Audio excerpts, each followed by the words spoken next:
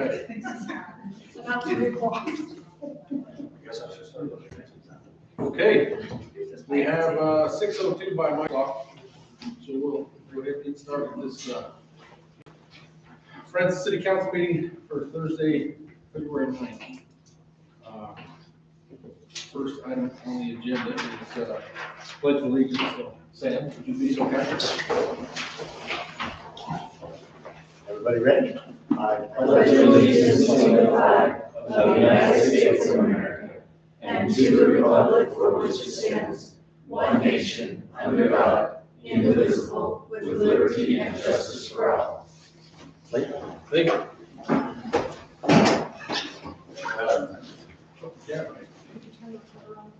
Yeah. Okay, second item on the agenda is approve the invoice register, the check register, which is in Dropbox. Everybody had a chance to look at that? I did. Respectfully look at it. Any questions, concerns? Well, no. Why on the same day are we paying Scott Company, like for the same thing, for 2 different checks? Which one? There was a couple invoices and then I forgot to deliver. Oh, okay. That's maybe what I thought, but I was like, So I think there's 3 months on there. oh, okay. You're as forgetful as me then to do stuff. I think I have them in there. Okay, all right. I just thought, I don't know, did he do extra work in the same day? So, okay. All right. And that's all I had. All right. Anything else? Any other questions, concerns? make a motion that we approve the check register. Okay. It's been moved and seconded. I did. Yeah, please. All in favor? Aye. Any opposed? No. Okay.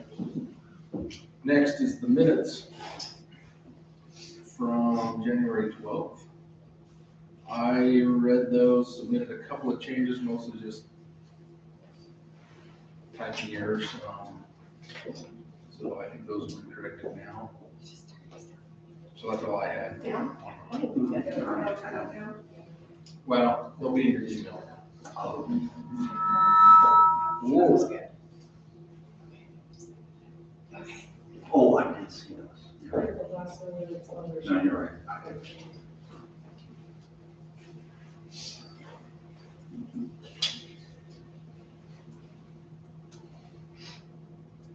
I'll make a motion that we approve the minutes from our January meeting. I'll second that. Okay. All in favor? Aye.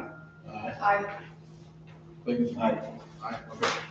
That's that for those. Next, and probably most important for tonight, is to interview and appoint a new council member. So we've had 2 applicants. And so do you prefer Kimberly or Kim? Kim's fine. Okay, so we have Kim Laws and Clint Summers, or Lawson, sorry, and Clint Summers. So, I'm going to check and I'll find the paper I've got here. Do we need to read this whole thing? About the law and the code, how this works? It's just that we have a really last one. Similar, it's just helpful so everybody understands the process. Okay. So I'll just read this real quick so everybody's clear on how this will work. Basically, due to my appointment as mayor, there's a vacancy in the city council, and the city follows Utah code in this process, specifically Utah code 20A-1-510, which requires a public notice to be sent out and time frame set for qualified residents to submit their names to be appointed, followed by a public selection process. This notice was published on. Did you publish it? Yeah, Correct we date. did. It's right here. I did on the city website, the public notice website on the 25th, and everything else was 28th and the year's future. 28th of December or January? Yeah. January. I was gonna say, Okay, so it's notice to publish on the 28th of January. During the notice time period, the city received 2 written submissions to be considered to fill the vacant office of council member. We will begin by giving each candidate 3 minutes to make a statement, and then the city council will ask questions of each candidate. Each candidate will be permitted to answer each question, and we will alternate the order in which they respond. If the council has no additional questions, the council members may make a motion to appoint one of the 2 candidates for city council. If the motion is seconded, we'll have a roll call vote. In the event of a tie vote, consistent with Utah Code 20A1-304, the winner will be determined by a coin flip, and the mayor will assign heads to one candidate and tails to the other, and then we'll flip a coin. The successful candidate will be sworn in immediately following the result and will participate in the remainder of the meeting. Any questions? One point of clarity, so in order to prevail, you have to have 3 votes. Right. Correct. Okay, so with that, whoever wants to go first, go ahead. Go ahead, Kim. Ladies first. Watch out for the doors. Well, I did have a question. If you would, please. Did anybody have a chance to read my letters of intent or the questionnaire that I did answer? So I have. I read them both. Okay, thank you. Yeah, okay. I'm Kimberly Lawson. I've lived in Francis almost, 2.5 years to be fair. I love it here. I want to see it grow smartly. And I have the time and the energy to put into being a council member. If not selected, I'm not going to lose any sleep tonight. And I did put an application for the planning commission as well. I retired from the military after 36 years. I just need you to know I was dual service, Air Force and Army, and our biggest competitor is Marines. So I just need you to know that there's gonna be like a dogfight afterwards. I don't ever plan on leaving here. I love Francis. I hope that one day maybe my body's buried in Marion because I really love that cemetery. So I'm currently working with the FAA. I work there full time. I commute to Salt Lake 4 days a week. Hopefully that'll change soon. I won't commute as much. I volunteer with the church. I volunteered with the Boy Scouts, with baseball, United Way.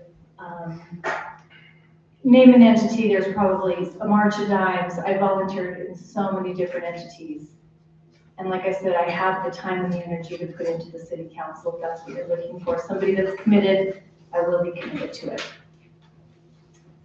And I'm ready to answer any questions. Perfect. So what we'll do is we'll have Clint take his couple minutes to tell us about himself, and then we'll go into questions. Okay.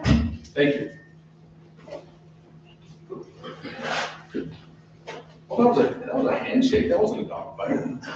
That's outside. And they're just making it look good in here. You've got a lot more than mine. I was just 4 years, but no, ladies and gentlemen, I was here last month expressing my desire to serve, and a lot of my message remains the same.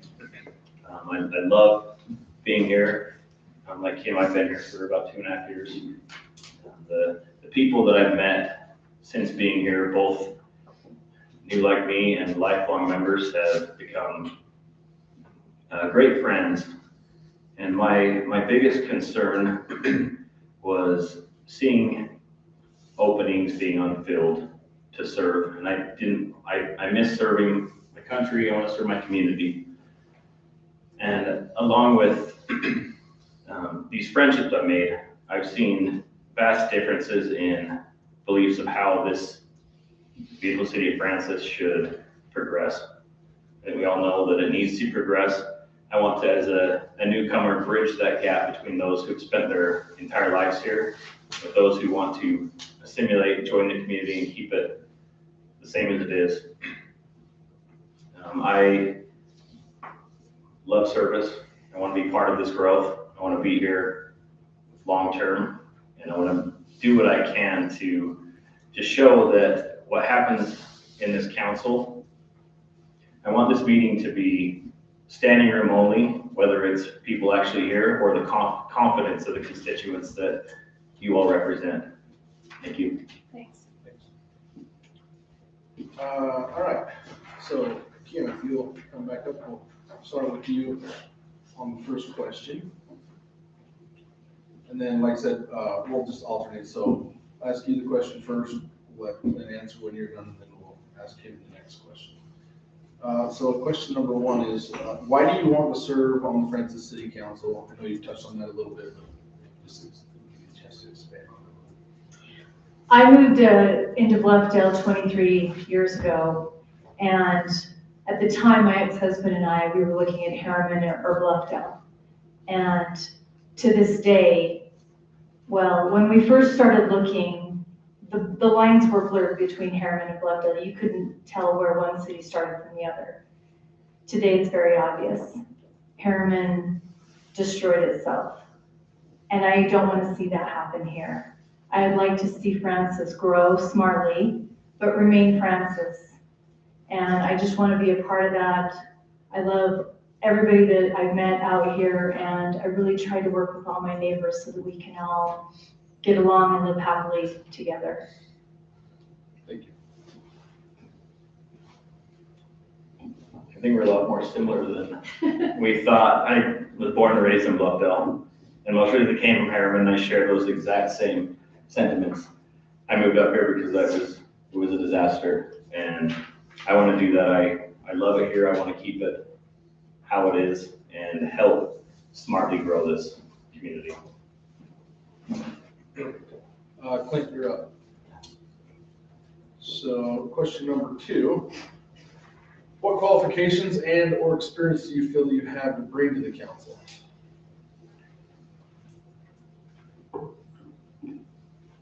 So my time in the military is a big portion of my ability to lead, the ability to have empathy for those that I meet, those around me. My time in Afghanistan was extremely full of growth, and I feel like I can take that. Also, for the last 10 years, I worked for a truck repair company, and I have allowed to lead that company from 5 employees to 100 employees in over 3 different states. Part of that growth is working with people, solving problems, and being able to see both sides of an issue and get both sides to come to a positive solution. Okay, you're up. I enlisted in the Air Force, but later in life I commissioned to an officer. I retired as a lieutenant colonel, and I spent a lot of time in a room working with a group of people, going through a process to determine 3 courses of action that we would provide to the commander who ultimately made the decision. And I can liken that with the city council to the mayor being the commander and the city council being the team that works on 3 courses of action for the mayor to decide on.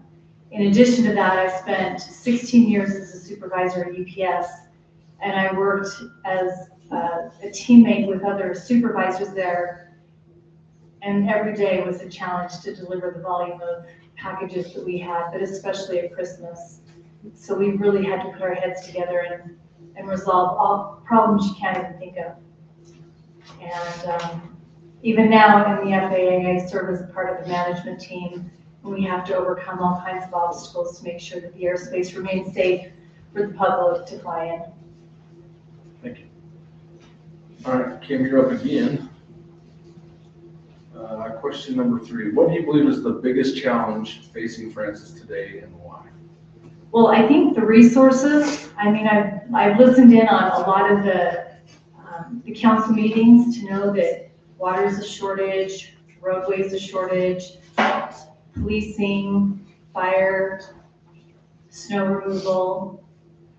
And like I said, I just really want to see the community grow smartly so that we're not fighting each other over water rights or animal rights. I just think that if we do grow the area smartly, and what I mean by that is I don't see that high density is the only reason that it can be affordable.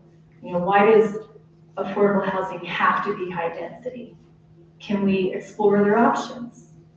And that's just one example. Perfect, thank you.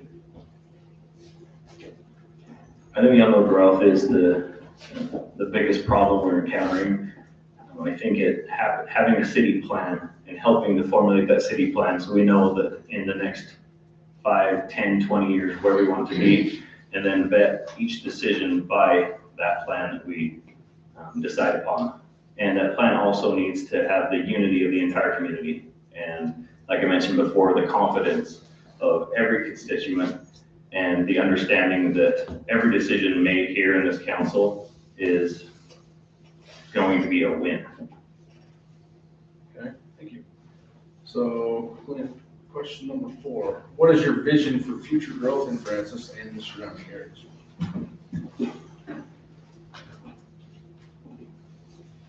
I don't want to completely change the landscape we have.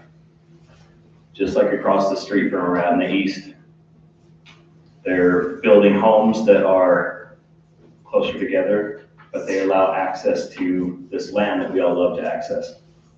I want to make sure that's done. I don't want to see a lot of high density housing. I think there needs to be an intelligent addition to commercial in a pleasing way without interrupting the landscape. Well, first I want to say that I think that you've done a great job with the growth that we've had so far. And after seeing how Bluffdale was able to manage their growth to include high density and the way that they did it, it allowed for everybody that had an acre to remain happily zoned that way. So in regards to the growth, which I would love to see my children live here in something that's affordable, as long as we keep to the code that we have or that we agree upon, like using the main streets for the commercial, like Highway 32 and 35, and then we protect the land that is rural. I don't see any reason why we can't make it a thriving community for plenty of growth, as long as we do it smartly. All right, Kim, so question number 5. What do you consider the most important values of living in Francis? Well, I love the small town community, but the safety is really a huge aspect. Knowing that people can get to know their neighbor and not feel intimidated by them, that there's no concern about locking your doors at night, even though it is a smart thing to do, that the neighbor can go to the neighbor and ask for a cup of sugar and feel like they're welcome. It's that warm community feeling that I think needs to stay the way it is, instead of a city conglomerate like what you get in the valley.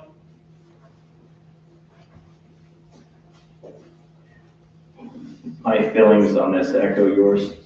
I feel like the culture, the community that I've seen in the last 2.5 years is very important to maintain, whether it's rodeo traditions. I also think it's important I've been able to rub shoulders with so many veterans, and I've walked through all of the cemeteries, especially the Francis Cemetery, and seen veterans that my great-grandfathers served in France with, and I want to help add culture and tradition, Memorial Day service, 21 gun salute, those things like I helped do in Bluffdale.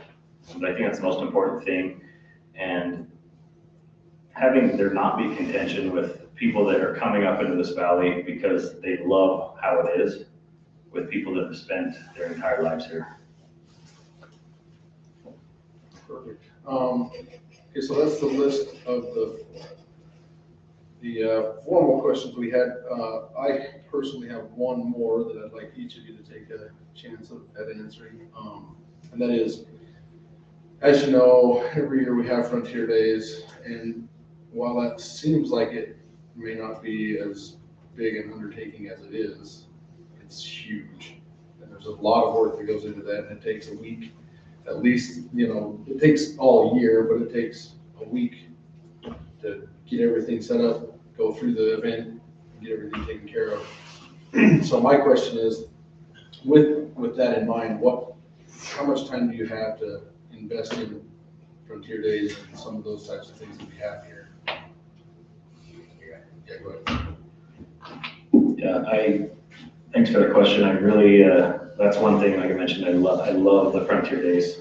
And the 2 Frontier Days that I've been here for, my wife was carrying a flag on a horse, and I was doing a veteran thing, the previous one. And I love knowing that I got to spend time. This last year, we changed family, just generational family traditions with our family down the valley. We said, hey, this is where we live, and we're here for Labor Day. So I want to continue to show my support and with my time and my efforts for that. Isn't Clint awesome? He's so great. So I also volunteered for both of the Frontier Days. I worked for Bob in the kitchen. Wow, that was really intense. And then I also worked security at one of the gates. So most of my life I've worked 2 jobs, full-time for UPS and now FAA, and then a part-time job with the National Guard. I retired last year from the military. I'm down to 1 job. I'm single, and I have 2 grown boys. So I have all the time in the world, with the exception of my pickleball nights. I hope you don't interrupt on those. But yeah, I'm available all the time. Perfect, thank you. Anyone on the council have any questions? Any aversion to working a barbecue? On Frontier Days. I don't get any relief. Yeah, there's stuff there. I've got elk tenderloin on the smoker right now. All right. Any questions, comments? All right, well, now it's time for some sort of decision, so. Gonna be tough again. Yeah, it always is, so, It's, go ahead. no, I was just gonna say, it's very hard, maybe I should just step down and they both can come up here. Yeah, so I'll preface that with, number one, I appreciate anyone who has a desire to be involved.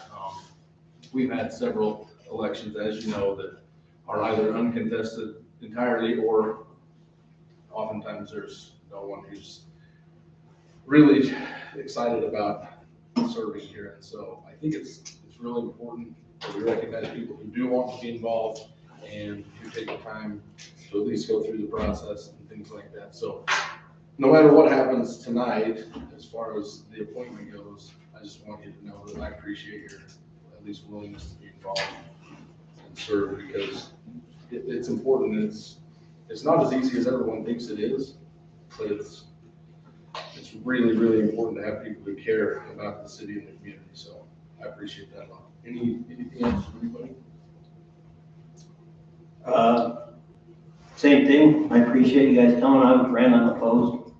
I was thinking, okay, I'll do it, because I kept getting voted to do it. Sorry. But like I said, nobody else ran, so I just got put in. So they're stuck with me for 4 years. But you know, I've been here a year. This is the beginning of my 2nd year, and you know, I can just tell you, it is kind of eye-opening the way stuff actually functions and goes, and I still don't feel like I know very much. But it does take time, it does take commitment. I feel like both of you expressed that you have that, and I appreciate that. And we always appreciate the service you guys put into the military. It's a tough job, and it's a scary job, but we appreciate it, because that's what makes us be able to do stuff like this, have these kind of council meetings, and not, you know, just be told what to do all the time by somebody else without a choice. So I appreciate, both of you, and either one, I look forward to serving with you. All right, Sam, you good with it? No, you guys have the card. All right. Well, Just get to make a decision now. yeah, that's the tough part. Well, Make a motion. I'll motion that we put in Clint. I know Kim's expressed a desire to be on the planning commission, so we can get 2 for 1. We really appreciate that because planning commission can make a lot of decisions or discussions that come to us, and we rely on them and their experience and hard work and you know, studying and all that stuff that they do to bring us something that works for Francis, and then we just get to say, hey, you guys did a great job, yeah, let's pass it through. So if you're willing to do that, that's much appreciated. So that's my motion. I'll second that motion, and I'll also add on the planning commission, they do way more work than we do, so, yeah, they do all the backbones and the digging and the finding out the laws and the rules and everything, and then they just bring it to us for final approval, so that's a great job to have. All right. It's been moved and seconded. Roll call vote. Shannon. Aye. Clayton. Aye. And I am aye. All right. But I will say, Kim, make sure you're there for that planning commission position. You'd be fantastic for that. Thank you. Now, come up here. I know Kim too. When she wants to know the answer to a question, she's pretty You better call a wife to get that. doggone, so. Because you're here for the rest of the night. All right, so now we'll turn the time over to Suzanne. Thank you. If you want to come up here, we'll swear at you, and then you can have a seat right here. Where do I stand? Over there? Right here. Just right in Right front in of the you. center, right in front of you. No, not in front of me. Right in So front of raise you. your right hand. I, having been elected or appointed to the office of city council member, do solemnly swear or affirm that I will support, obey, and defend the Constitution of the United States and the Constitution of the state of Utah, and that I will discharge the duties of my office with fidelity. Okay. Maybe to the same.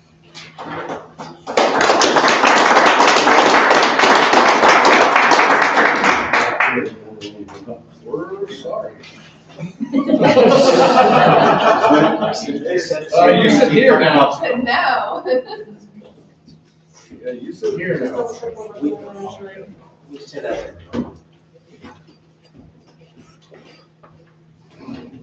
All right. Oh, here's the agenda. Okay, the next item on the agenda is open and public meetings training. So for members of the public, I'm sorry, this is going to be a little bit of time that we're going to take to train the council and some planning commissioners, something we have to do annually.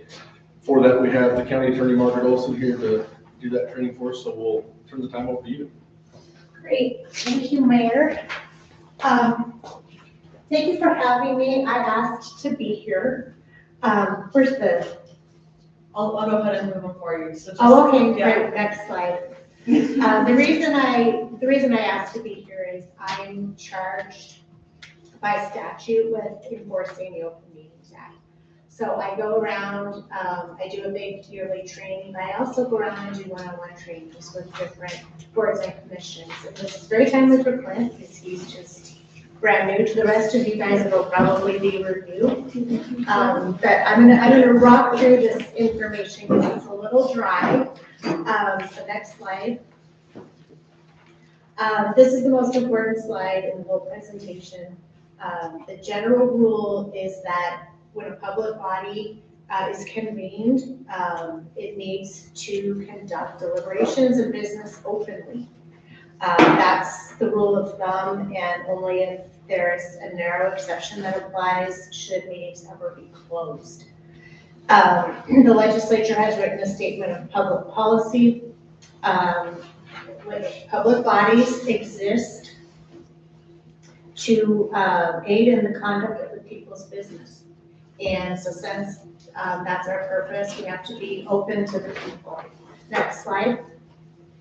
This is what the presentation is going to cover. I'm going to walk through these 6 topics: notice requirements, location of meeting requirement, conduct of meeting requirements, emergencies, record keeping, and enforcement. So those are the topics. And Katie will have this PowerPoint that you guys can use for reference, or also at any time, if any member of a public body in this county has a question about Open Meetings Act compliance, our office is here to help, since it's our duty to enforce that. Yeah, this presentation is in your Dropbox for both City Council and the Planning Commission. Great, and also it's hyperlinked. So this slide doesn't have a hyperlink on it, but like the previous one. Well, I guess, yes. These are hyperlinks. You should be able to click on those and you go right to the statute. So you'll know. Okay, so we can go forward and start talking about notice. Notice has to be at least 24 hours in advance. Has to be posted in at least 2 prescribed places. We'll get to that in a second. It must include an agenda. It must include the time, date, and place. Next slide. So there is a public notice website. I check it regularly for other meetings and things that I want to track. You can also sign up for automatic email updates on this public notice website. So many concerned citizens can just get the agendas as soon as they're posted. So you must post at utah.gov, and you must post at your city offices. So right there on the door to the outside, so if someone's walking past, they can see where the next notice meeting is. Next slide. Also, you're required to notify a local media correspondent, not to pay for publication or anything, but just to at least notify a local media correspondent. You're supposed to publish every year an annual meeting schedule of when your regular meetings are. So if y'all normally meet on Thursday evenings at 6, you can go through the calendar year, post all of those dates, and post that in the same manner that you do your agendas. Next slide. Okay, this is a little, this is where we try to encourage community involvement. The statute says that public bodies are encouraged to develop and use additional means and electronic means to provide notice. So if you have an Instagram page that people subscribe to, or Facebook, you know, other places around town that are popularly frequented, the idea is to make a good faith effort to get the information out there so the public knows what you're doing and when. Next slide. Okay, agendas. There's another district in the county, shall remain unnamed. I was just looking at their agenda the other day. It wasn't specific at all. It had keywords on it. So they're my next specific training. But make sure that the agenda, in addition to time, date, and place, it is reasonably specific. Like a person ought to be able to look at the agenda and say, you know, not, we're going to discuss the park. You know, you need to describe what you're going to discuss about the park. So if a member of the public is interested, they know that that's something that they want to show up for. So sometimes on agendas that are ill-conforming, you might see, you know, discuss old business, discuss new business. That's not good enough. You try to discuss with specificity. Here's my example. Review and possible decision on proposed changes to the North Summit Recreation District, football, basketball, soccer, and baseball. So if your kid's into karate, you probably don't want to go to that. If your kid's into soccer, you know that that's a meeting that you may want to listen in on. And also, as a suggestion, hyperlink the agenda so that it's easy for members of the public to go to a staff report or go to a web page and find out more information. Again, we're trying for public engagement and information. Next slide. Okay, so you guys can tell how old I am because I have to check. But, you know, before COVID, we didn't have provisions for electronic meetings. So this is a new part of the law. If you're gonna have the option for electronic participation in meetings, there are specific rules for that. Those are in section 103. You have to have in place a resolution or a rule that governs how you're gonna do electronic meetings. And you need to conduct them in a way that allows the public to participate. Mayor, do you do electronic meetings? So you can view but not participate. We've done Zoom before. Okay, so viewing is good. That's somebody can watch what's going on, but like, you don't have a situation where council members can zoom into the meeting and participate electronically, or if you have a public hearing. Yeah, we've done that. We've done that before, but for the public hearings though, there's always a meeting in person here. Yes, that's your anchor location. Right. That's proper. Yeah. And then So, You can comment by email, right? Yeah, so on our agendas, we've just recently changed to doing YouTube videos. But before, when we were doing Zoom, we did not accept comments on Zoom because our anchor location was here. So we gave people an option to email or to come in person, or give us any letter and we'll read it in the meeting. When we were, during the pandemic, we were all meeting on Zoom, and in that case, we did allow comments through Zoom. Yeah, we were all really muddling through and doing our best during the pandemic, right? And the legislature tried to respond and make some emergency rules around that. So anyway, if you would like, I'm happy to have someone in our office review your resolution with specificity if you're into if you have an important public hearing or something coming up. But the statute for that is in section 103. So, okay, the definition of a meeting is a quorum, a convening of a public body with a quorum present, including a workshop or an executive session for the purpose of discussing, receiving comments from the public about, or acting upon a matter over which the public body has jurisdiction or advisory power. So obviously this is a meeting. If there's a quorum, which just means a simple majority, it's a meeting and it needs to be noticed and agenda 24 hours in advance. Next slide. Site visits or meetings, if you guys or the planning commission is going out to view a piece of property, those need to be noticed and the record keeping needs to be observed. We're going to talk about record keeping in a sec. Executive sessions, traveling tours, all of those things need to be noticed and records kept of them because they are meetings. A meeting is not a chance social gathering. So if you guys see one another out in the community, you're talking about sports teams or nothing to do with Francis City business, obviously that does not qualify as a meeting. So while this statute makes this gathering or social or chance meeting or social gathering exception, it also specifically says that you can't use that as a way to subvert the purposes of the Open Meetings Act. Next slide. Quorum. It got off my. Oh, now everyone's missing my cartoon. There we go. Quorum is a simple majority of the membership of your public body, so it would be the 1, 2, 3, 4, 5. Okay, so 3 of you guys. If 2 of you guys, it's not a quorum and it's not a meeting.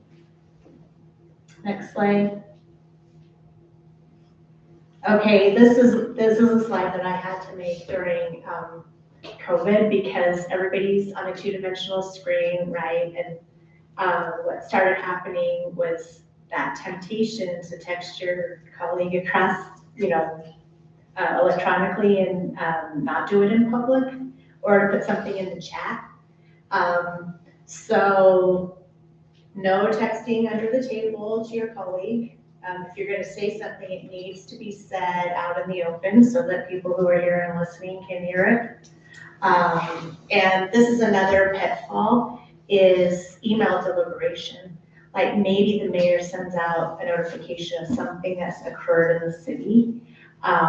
The impulse that we all have when we get an email is to reply and say something back, and then suddenly it's a group email and it's a group deliberation. Do not do that. Be really careful. The mechanism that we've developed in the county is if somebody's got to, provide information to the rest of the public body, we put a little asterisk by it, do not reply, so that we're remembering not to get into an email deliberation. Next slide. Okay.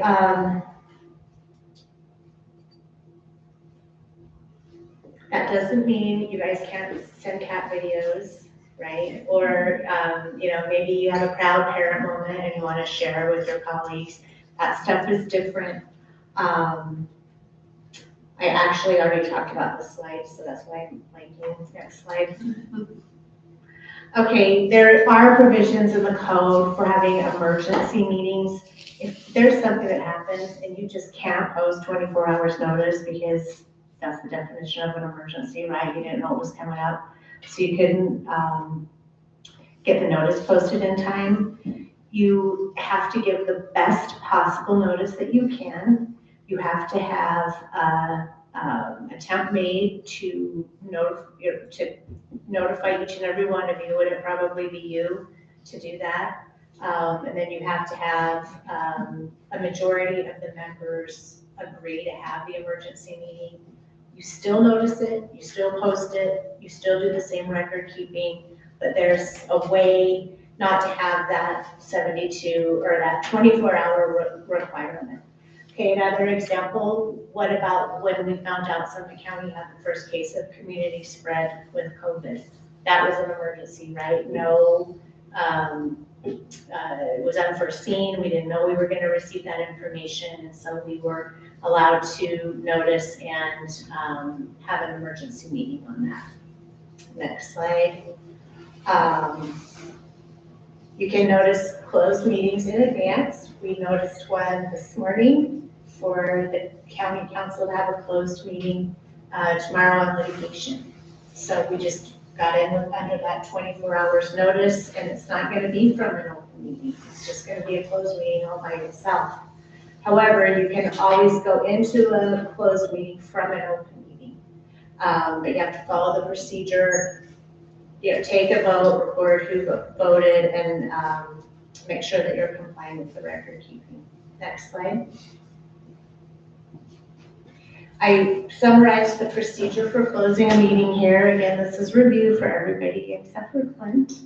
You have to have a quorum, a motion to close the meeting. You have to say what the reason is for closing the meeting. I make a motion to close this meeting to discuss personnel would be an example. Roll call vote must be taken. 2/3 of the body must approve the closed meeting. You have to observe the record keeping requirements, and I'm going to explain those in a second. And then you need to make a motion to adjourn the open meeting, adjourn the closed meeting, and return to the open meeting. Now, I was called out on this point by Mayor Wilson, who in Oakley a couple of weeks ago. It's not the hill I want to die on, but it's just good practice to be making those motions. Next slide. Here's a quick reference guide for closed meetings. There are other kind of super detailed reasons that you might close a meeting, but these are the ones that are going to apply to a city council. You can have strategy sessions to discuss pending or reasonably imminent litigation. Hopefully you got none of that. You can close a meeting to discuss the character, professional competence, or physical or mental health of an individual. If there's going to be a purchase, exchange, or lease of real property, you can discuss property acquisition in closed session. And there's exception for security if you need to discuss the deployment of security personnel, devices, or systems. You can close a meeting for that. Now, there's record-keeping requirements that are different. If you're discussing personnel or security, you do not record. If you are discussing litigation or property, you do record.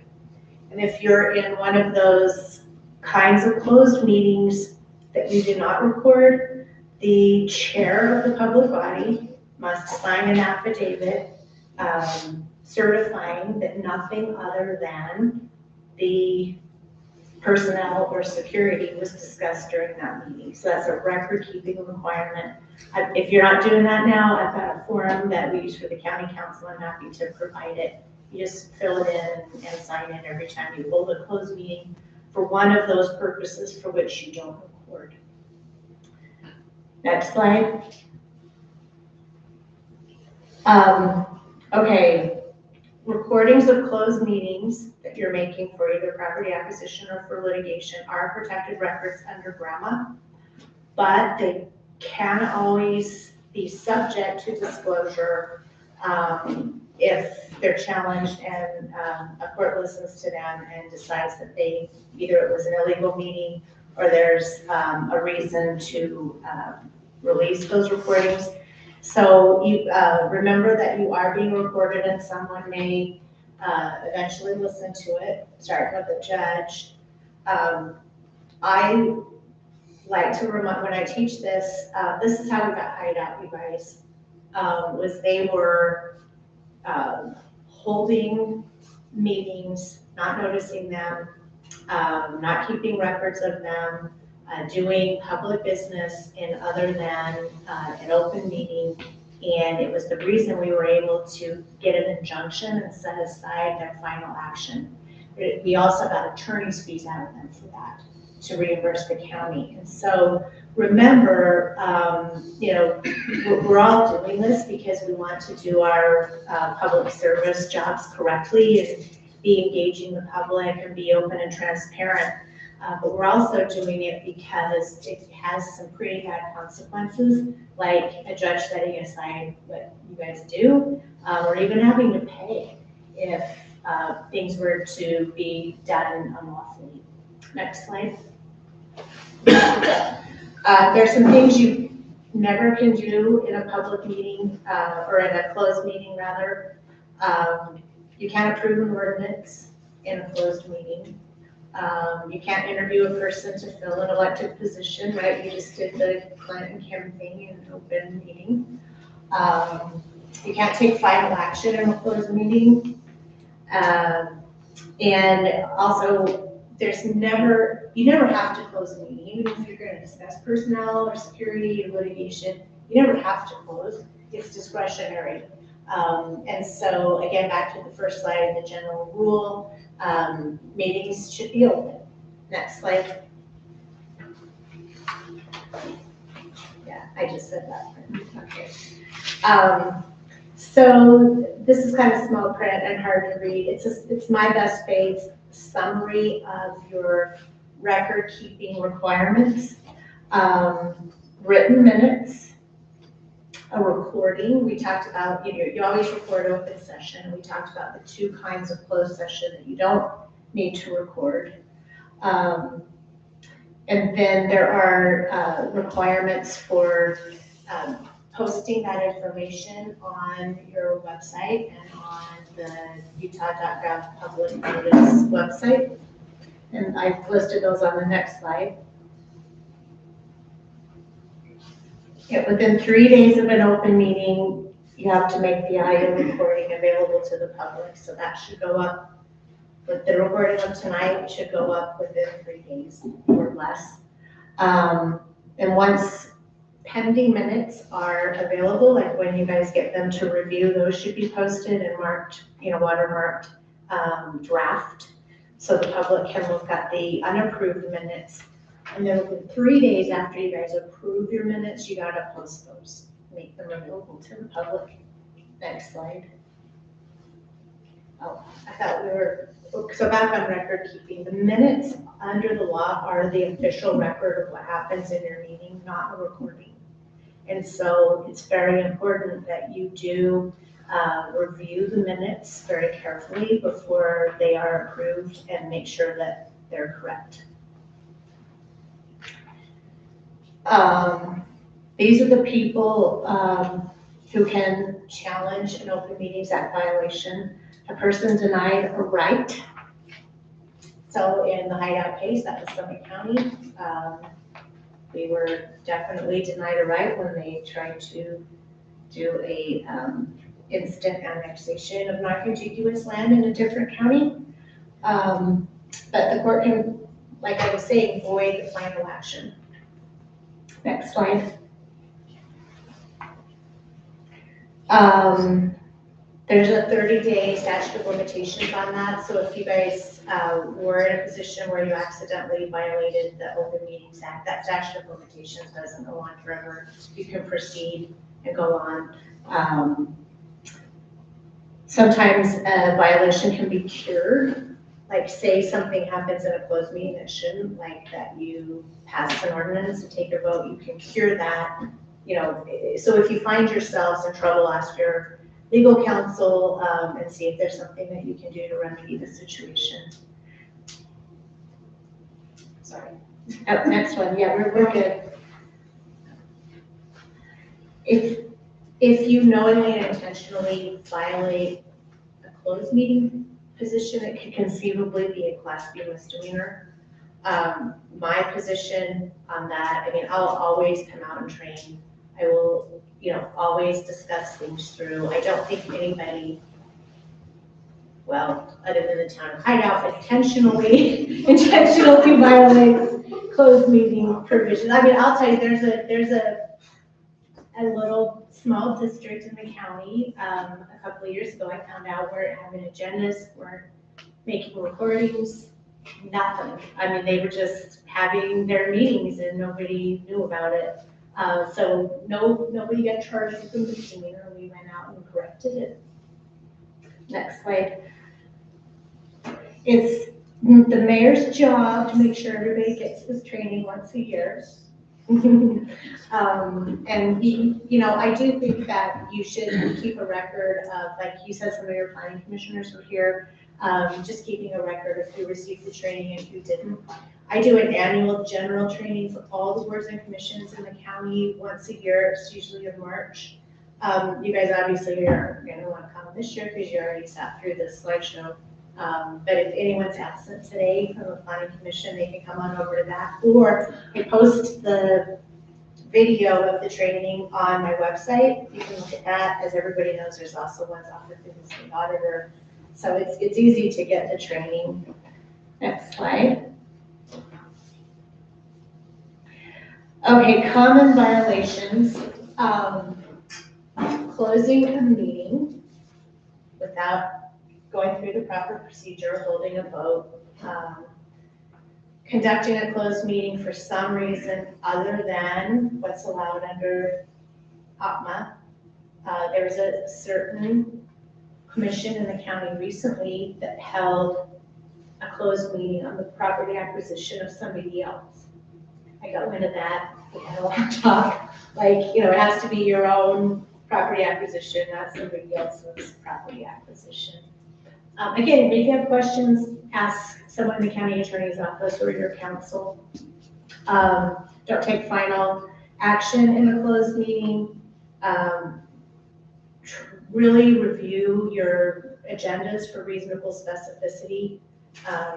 Asking yourself, you know, would an unplugged member of the public be able to tell what we're going to talk about tonight? Make sure your agendas contain that information. Next slide. Okay, see, you can see we're almost done. Parting tips. 24 hours notice. Be specific. Prepare and provide minutes in a timely manner. Don't text each other during meetings. Don't have email deliberations. Receive training once a year. This is most important. error on the side of transparency. You'll never get in trouble with that. And when in doubt, Summit County Attorney's Office is here to help in terms of talking you through an issue. Next slide. You guys are, when I was in Oakland last month, I was peppered with questions. You guys are just quiet. Any questions? Pretty straightforward. Okay. Well, if there's no questions, I just want to take this opportunity, not only to thank you for allowing me to come here tonight and participate in your meeting, but also, I will never forget your generous gift that you made to our Children's Justice Center in support of our child protection work. And with that money, we were able to produce a video on mandatory child abuse reporting. And that's a great service to the community and people who want to look that up. And so thank you very much for your support of our work. Thank you.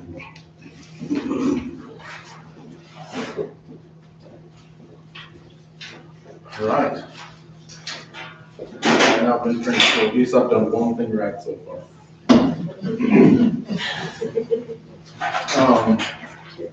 Next item on the agenda is the public comment. This is an opportunity for members of the public to make comment on items that are not on the agenda.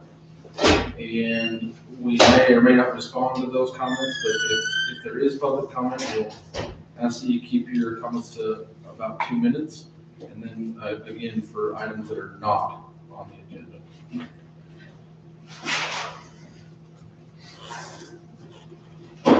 The opportunity I've been waiting for. I have a couple of comments. So last softball season, I ran a bunch of practices here. I would call the city and reserve the field. And I believe that it's filled with road base. And it's extremely dangerous for anybody to play on the infield. And I'm just making a comment that I lost a lot of players to injuries, not necessarily because of the road base, but if there's any way that we can get that replaced with something like sand or dirt or something other than road base. And I don't even know for sure if it is road base, but it was extremely dangerous hitting infield to just hitting balls in the infield because of the rocks that were there. And we ended up going over to Camas a couple of times just because I felt safer. And then the second thing is signage that is hanging in neighborhoods that's offensive. I don't know what we can do about that, but I'm just concerned for people flying banners in their I yard know exactly what you're talking about. that don't belong in this valley, in my opinion. So I know Public signage or signage that's on someone's private It's property? the sign is on somebody's On property. someone's private property, there are two signs. There's a flag that says "My neighbor's a Karen" and another smaller sign that says, My neighbor's a jackass. My neighbor's yeah. Anyway, this was a discussion Brad and I had, because we did have a complaint about it, and So, I can sit down now, right? Yeah. Thank you. no, so there are constitutional rights that we have, one of them is freedom of speech. And the option that the city has is to demand it taken down. That is an option. It doesn't mean it's not in violation of the Constitution. So as long as they're smaller than what our sign ordinance prohibits, then they are permitted. Now, I agree with you, they shouldn't be there. And I think it speaks more of the individual that puts it up than it does whoever they're protesting against, is my opinion. But, we have the freedom of speech, and unfortunately, sometimes people abuse that privilege. But it's not unconstitutional. It'd be unconstitutional for the city to try and take it down. I've asked him to take it down. I think public peer pressure. That's probably the best way. Would be appropriate. There's your first job. But we have looked at that. Bob, I'm thinking We about- did research that. And You've asked him to take it down, obviously he has. I don't think it sounds old to the whole flagpole. Well, That- I that can't wasn't- advise you. That's being recorded, You know Mom. that. That's the son, and then I've asked the dad, and then the dad says it's his freedom of speech. Okay, so obviously And he's they're the ones that caused the problem to begin. understood. So the flag should be everywhere around that property. Interesting. Well, there you go.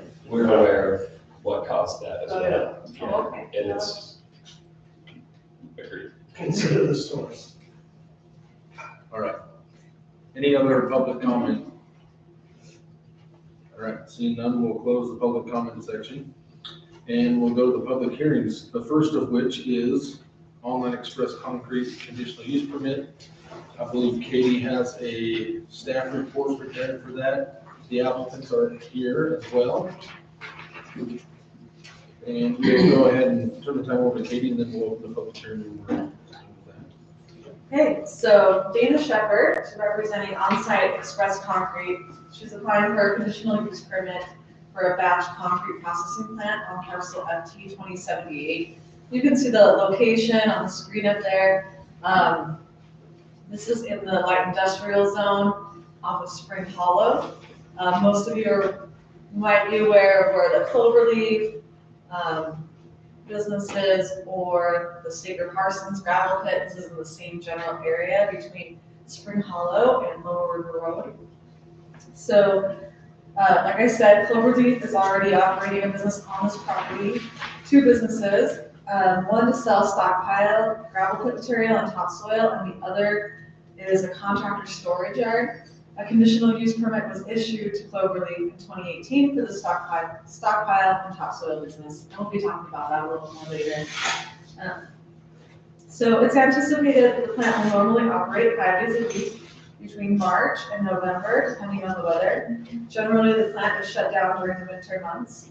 The applicant expects about 6 full truckloads to enter or leave the site daily, almost 1,000 annually. These are full truckloads. The applicant's proposed hours of operation are from 6 a.m. to dark. The applicant is in the process of, and this actually I should have updated, they have obtained an air quality permit from the state of Utah, so they have that and they've shared that with us. A water tank will be used to store water for the batch plant. The tank will be filled with spring water using an industrial water right owned by Cloverleaf Ranch. Waste from the plant will be placed in a lined pit. Waste will be moved to an off-site disposal location periodically. The applicant does not anticipate any additional odor, noise, or light impacts from the use of this property.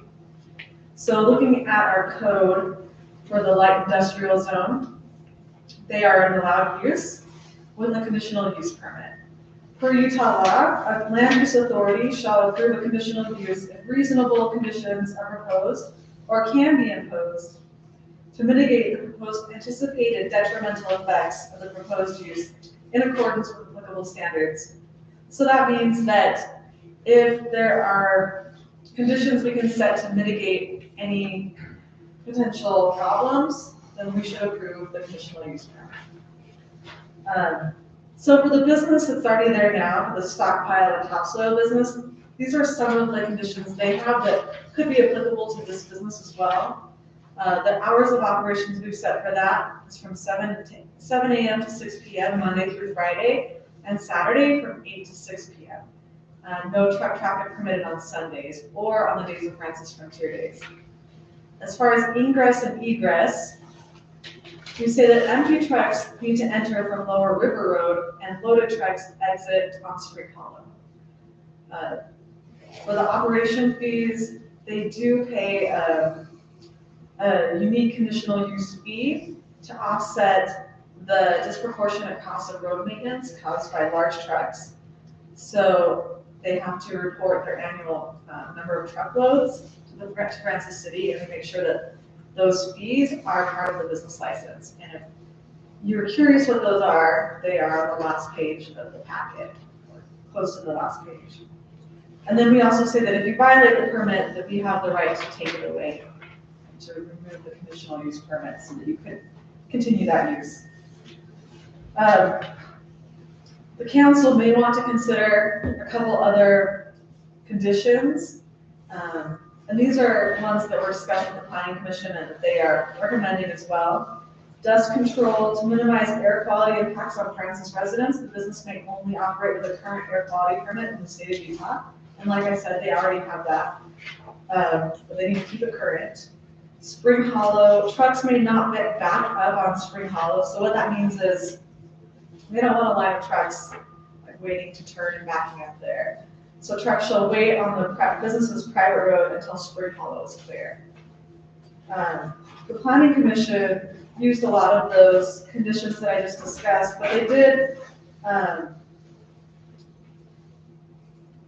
kind of make a change to the hours of operation. So they're recommending, this is the Planning Commission's recommendation, is conditions 3 through 6 above. So it wouldn't be the same hours of operation or the ingress and egress rule, but it would include operating, the operation fees, the violation of the permit, dust control, spring, and then the not backing up on Spring Hollow. And for our hours of operation, they're recommending that we minimize the impacts on Francis residents with operations conducted from 6 a.m. to 8 p.m. Monday through Saturday, with no trucks exiting until 6:30 a.m. No truck traffic is permitted on Sunday. The reason that they considered changing the hours of operation from what the other conditional use on the property has is because with a concrete business, a lot of times they want to get started early in the day because it gets so hot. And so trying to help their customers get going earlier is helpful for them. I have had some noise ordinance issues that I've looked into where we've had concrete trucks out as early as, like 5:30 in the morning. So I think saying that they can't leave till 6:30, hopefully they won't be at the job site until after our noise ordinance starts at 7 a.m. So that's what, at 7 a.m. you can start working and doing normal business in the city. So my staff recommendation is to discuss this and then think about any negative effects, any other conditions that you would want, or to modify any of these conditions. But I'm happy with what the Planning Commission recommended, and so my recommendation is to follow what they recommended. This is a public hearing, and I do have one comment that was given to me to read during the meeting, so I'll read that whenever we get to the public comment period. That's it. Right. Do you guys have anything you'd like to add to what she's given us so far before we open the public hearing? Yeah, the one thing I wanted to add is the name is Concrete On-Site Express, just for your record, so. Okay, we'll make sure we get that right. Yeah. Oh, so we just have to go a little bit backwards. Yeah. Concrete On-Site Express. Yeah. Okay. Yeah, and just to let you know, we're excited if you guys let us be in Francis. My brother and I grew up in Hannah, so we grew up on the other side of the mountain. We love the small communities, although you guys aren't so small anymore. Looks like we'll be shut down during the rodeo, which is great with us. We'll just come and help out. There you go. Jeremy, you know, for 2 years now, I stopped over there for Francis Frontier Day. But exactly, you would say these days are Francis Frontier Day. Because you have soccer sometimes, and you don't know whether you can go or not. The rodeo back, you quit anyway. And so if you guys, or at least for me, in my view, if you would specify those days, there'd be no question. Okay. Yeah, I think that's reasonable. We could probably do that pretty easily. Okay, so we'll go ahead and open the public hearing. Before you do that, Jeremy. Thanks, Scott. One thing, Sorry. on the water right, we've just got to verify, right now it's listed for industrial use for sand and gravel operation. And I've tried several times to get with the state and Steve will work it out, but they just need to make sure that the water right is for what they're going to use it for. Oh, I see. Okay. I haven't done anything, we'll kind of wait and see what you guys say. Sure. That's just a detail will need to be worked out. Yeah, If it's approved, it'll just need to be worked out before operations, right? Yeah. Anything else from staff? Okay, we'll open the public hearing. if anyone in the public has comment on the, I'm gonna mess this up again. Concrete Express. Concrete On-Site Express. That, I'll do a couple of things. Down to Mom Dad's house, the back cement is breaking up. We've been gonna change that for 2 years, fix it. And we can't get anybody to get cement. You can't just go get a load of cement. All the contractors have got it all filled in, if you just go flat footed there, you don't get anything. So I'm assuming that this would help that situation quite a bit. I don't know up here. Right, especially me. okay, We're hoping to be an asset to your community. sure. I'd say so. I'm the same way. I mean, construction and stuff and concrete's a nightmare. To have something centralized, I feel like that's a good place for something like that. I think it'd be a great asset to Francis. Excellent. Any other public comment? Do you want me to read this one? Yeah, go ahead and read the one we've got. I don't know who I did that, but, well, it's tired. It is. There you go. There we go. So before I read this, I forgot to show these during my staff report. These are some diagrams they provided me with to show you what the plant would look like. It's on a trailer. You can kind of see that here too as well. This is, it's, fairly mobile. They have a little tank over here. And then this is the type of truck that will be coming in and out of concrete. There's their air quality permit, and here's the fee and rate ordinance that talks about the fees for this type of business. Jeez, this is just not loving me today. The one that we're looking at is the stockpile only site. The reason is that this first one is for ones that are standard gravel pits where they're not only have the truckload impact, but they're also removing materials and mining. This second one is more just the road impact part of that, where they're not really changing landscape or mining, it's just the truckload impact. So that's what that is.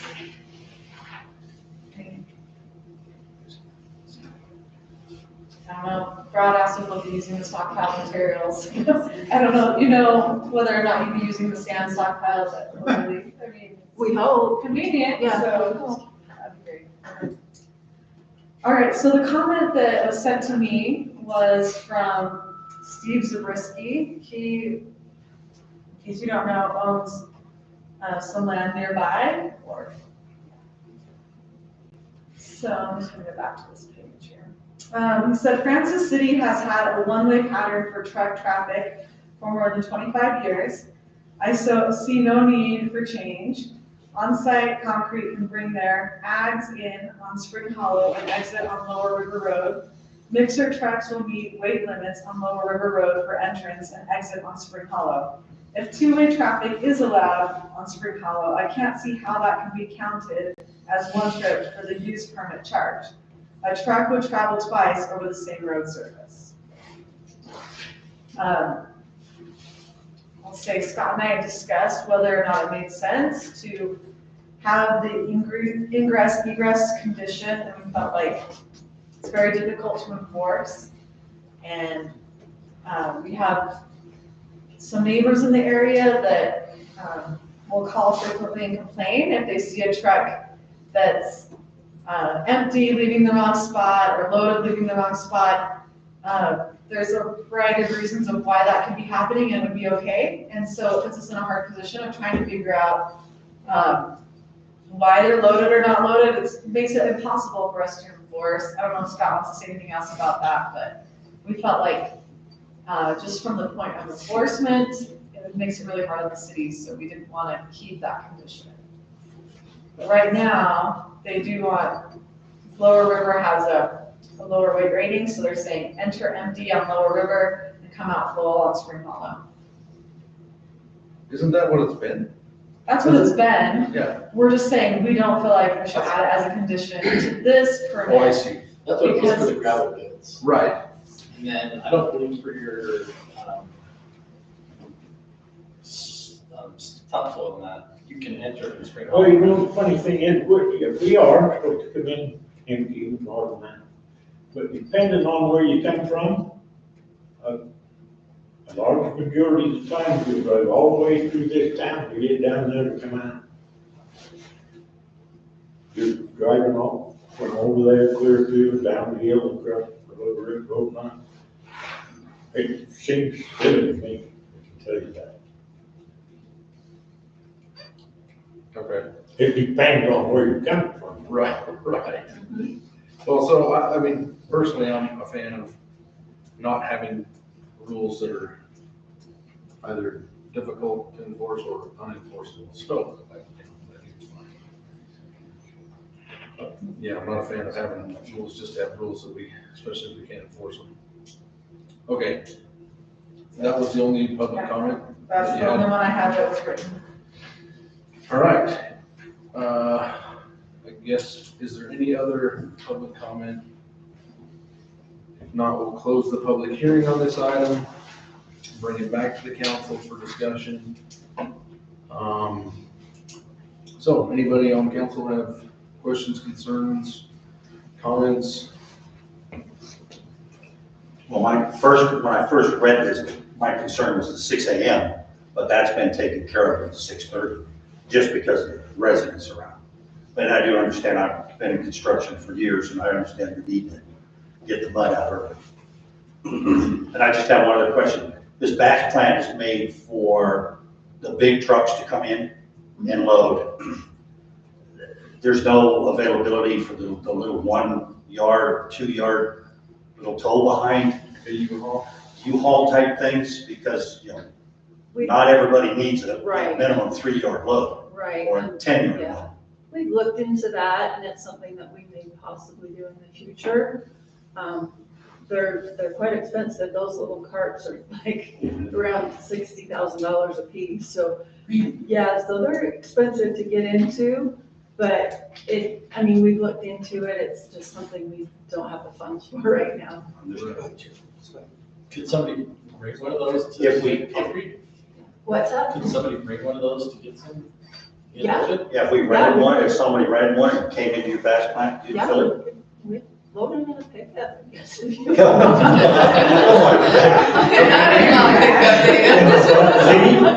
Put it in the summer if it's long. Might be bringing the dually over there.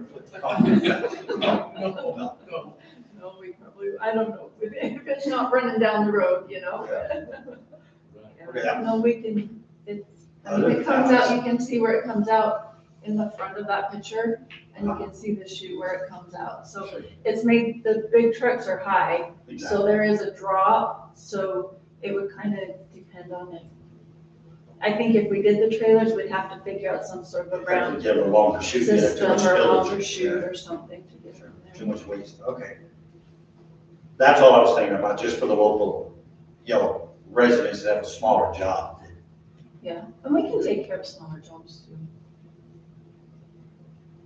That's all I had. Other than that, I'm fine with it. So I know we talked about dust control. Do we have, I'm sure they want to control the dust as well, but do we have something in place to define what dust control is and what that looks like, or is it just like arbitrary standard dust control? What's the? So the condition that we had is to say that they can only operate with the current air quality permit from the state of Utah. So we won't be monitoring it, but we just want to make sure that they have the permit, and that they're taking the right precautions to keep the dust levels down. Right. And then the only other question I had is, I know that we're requiring that we are providing a report of, total truckloads annually, which I think is good. And this, don't take this the wrong way, I'm just wondering, how do we ensure that the load count is accurate? I don't think these folks are trying to cheat us, but in the future, those are types of things that could come up. How do we ensure that the load count is accurate? That's a really good question. And it's hard because we don't even know if the trucks are loaded or unloaded unless we go and inspect them. Right. So. Okay. I can tell you how I do it. We invoice each load. Right. We just, that's sort of when we come to the town, we have a bookkeeper keeps it on the tally. Yep. So at the end of the year, I give the town statement, and it has who bought it, and you know, and it has dates on it. Okay. And I just turn that in to you guys, so far as I know, and then if you ever come grab that again. No, and that's why I say, don't take it the wrong way, I don't think that either of your short ones, I guess the cop in me goes, how do we make sure that? What? So you're gonna come and pick up coffee once a month, or the monthly bill? No. Oh, I'm not gonna bring it to you. That's it. We're gonna have to find Just something. annually, what we get. So I think that's the only real questions I had. Anything else from council? Well, the only thing I had concern with was the time too. But mine was opposite of Sam's. I was thinking the 6 early enough to get them loaded and out by 6:30. So, because my husband and my son both have done concrete for years and years and years, and I know the earlier the better quality of cement it's going to be, so. We'd like to get in as early as you would let us.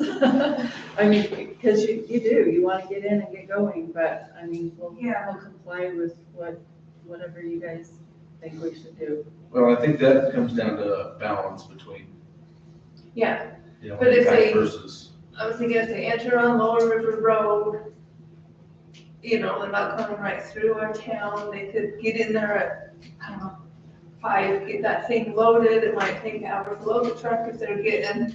The trucks will be. Yeah, the trucks will be on site, so it's not like the trucks are coming in loaded, the trucks are. Oh, okay. So first thing in the They're morning, your the trucks trucks will be then. there. Okay. Yeah, Oh, okay, so it's not that big of a deal. okay, that was, my only concern was Well, that's a very good point. I have getting a the question. cement bin out there and making that Imagine, happen. like, do you have an estimated time to fill a truck?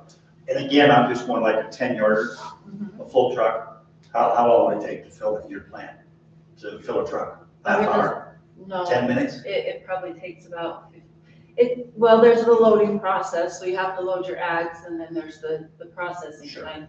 But to Whatever. process it, once it's loaded, it's like maybe 10 or 15 minutes. It's pretty fast, it's Okay, a good. cool machine, Okay. yeah. So if a truck's in there at 6, or if you're starting at 6, your truck's, it's no problem to have them out of it. To get them out of there, okay. Yeah, we'll just, I mean, like, employees will probably be coming in a little Sure. bit before that to do pre-trip inspections and make sure everything's good, but. Right, I don't think there's any Okay. I don't think there's any condition on regular vehicles or anything like that, it's just operation and stuff, so.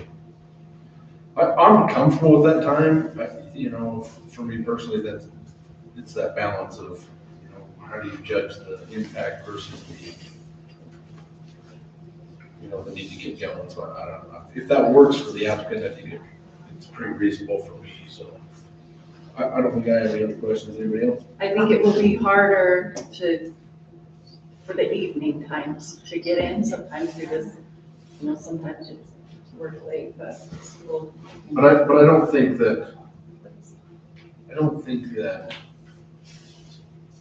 you know, it will be a huge issue if a truck, you know, happens to periodically roll into the yard a little bit later. That, I think it's more the operation, if that makes sense, is where the concern will be. I should point out, just for people that don't know, and older people that's been down there. The bed is out of sight, you can't see that from anywhere in France. Right. So anything that really happens down there, you'll never even know. Oh, great, now you tell us that. Could have left. And we're not gonna tell you. You could have left. Who's buried down there? I just haven't been down there. Who's going to want us to find them? You can see when the trucks hit the road out here, you can't really tell what's Right. All right, if there's nothing else from council, I'll entertain a motion.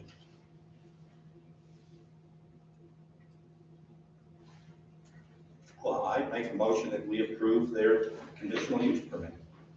You want to set any conditions? Yeah, clarify the conditions that you're setting with it. Anything, I would just, agree to the planning commission, what they passed on to us. Does that cover everything you have? Yes. I'll second that. All right. All in favor? Aye. Aye. Aye. Aye. All right, unanimous. There you go. Thank you. I'm excited. We are too. Thank you, you guys. Amen. Thanks. Thank you. We're excited to have some more. How soon are you gonna bring that? happening. That's good. Pardon? How soon is the machine gonna be brought in? Well, I guess we don't know, because we really haven't done a lot of stuff. We were waiting to see what we did. So now we gotta go through. Good Like luck. the snow about that. Yeah. Yeah, it smells a little bit. You've got a loader. Push it out. I have. Use that for water. Been quite well since seeing you.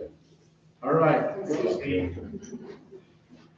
Next thing, also a public hearing on the Codex amendment for the planning commission meeting. This one, also Katie will kind of run us through that. Yeah, so, city council changed their meeting time a couple of years ago to 6 o'clock. Planning commission would like to do the same thing.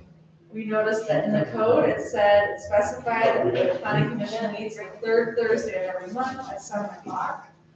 And so we need to do a text amendment so that we can have a little more flexibility. So what we're proposing is, up on the screen here.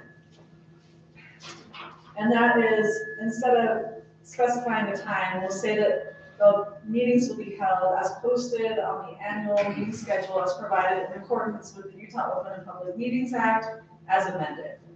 So that says whatever we post on that annual calendar is when we'll meet. And that's that. This is a public hearing, so. Have you had your annual calendar for this year yet? We did do that, it's posted online. It says that our first meeting in January was gonna be held at 7, and then after that, we're anticipating 6 o'clock. Meeting time. Okay, so just simply changing the code from 7 o'clock to whatever's posted on the annual meeting. Yep, that's it. Okay. Anything else from staff on that? We'll go ahead and open the public hearing. If there's any public comment on the code text amendment for the planning commission meeting, now's the time.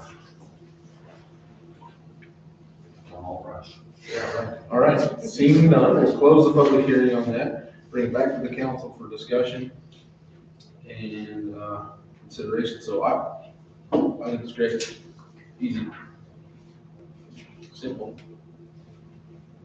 Any other discussion? I'm in agreement, no problem at all. All right, I'll entertain a motion. Here you go. Go ahead, First Clint. one, I'd like to, sorry, terminology. just make a motion. I'd like to make a motion to pass that code text change for the planning commission. I second it. All right. All in favor? Shannon? Aye. Blake? Aye. Lynn? Aye. I'm aye. Aye. All right, unanimous, that's done.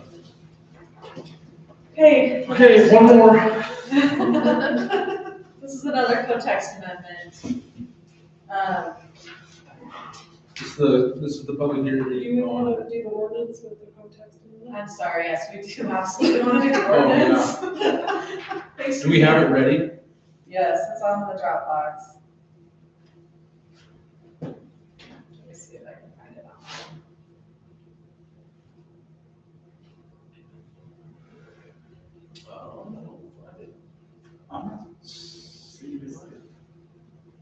Well, Suzanne was It's, showing me all the stuff on her Dropbox. PCM ... There we go. It's in, just in your, yeah, that's not the ordinance, so that's just the staff report. Yeah, the date for that. Yeah, in the Dropbox or email. Suzanne, did you put it in the Dropbox? Yeah, I did.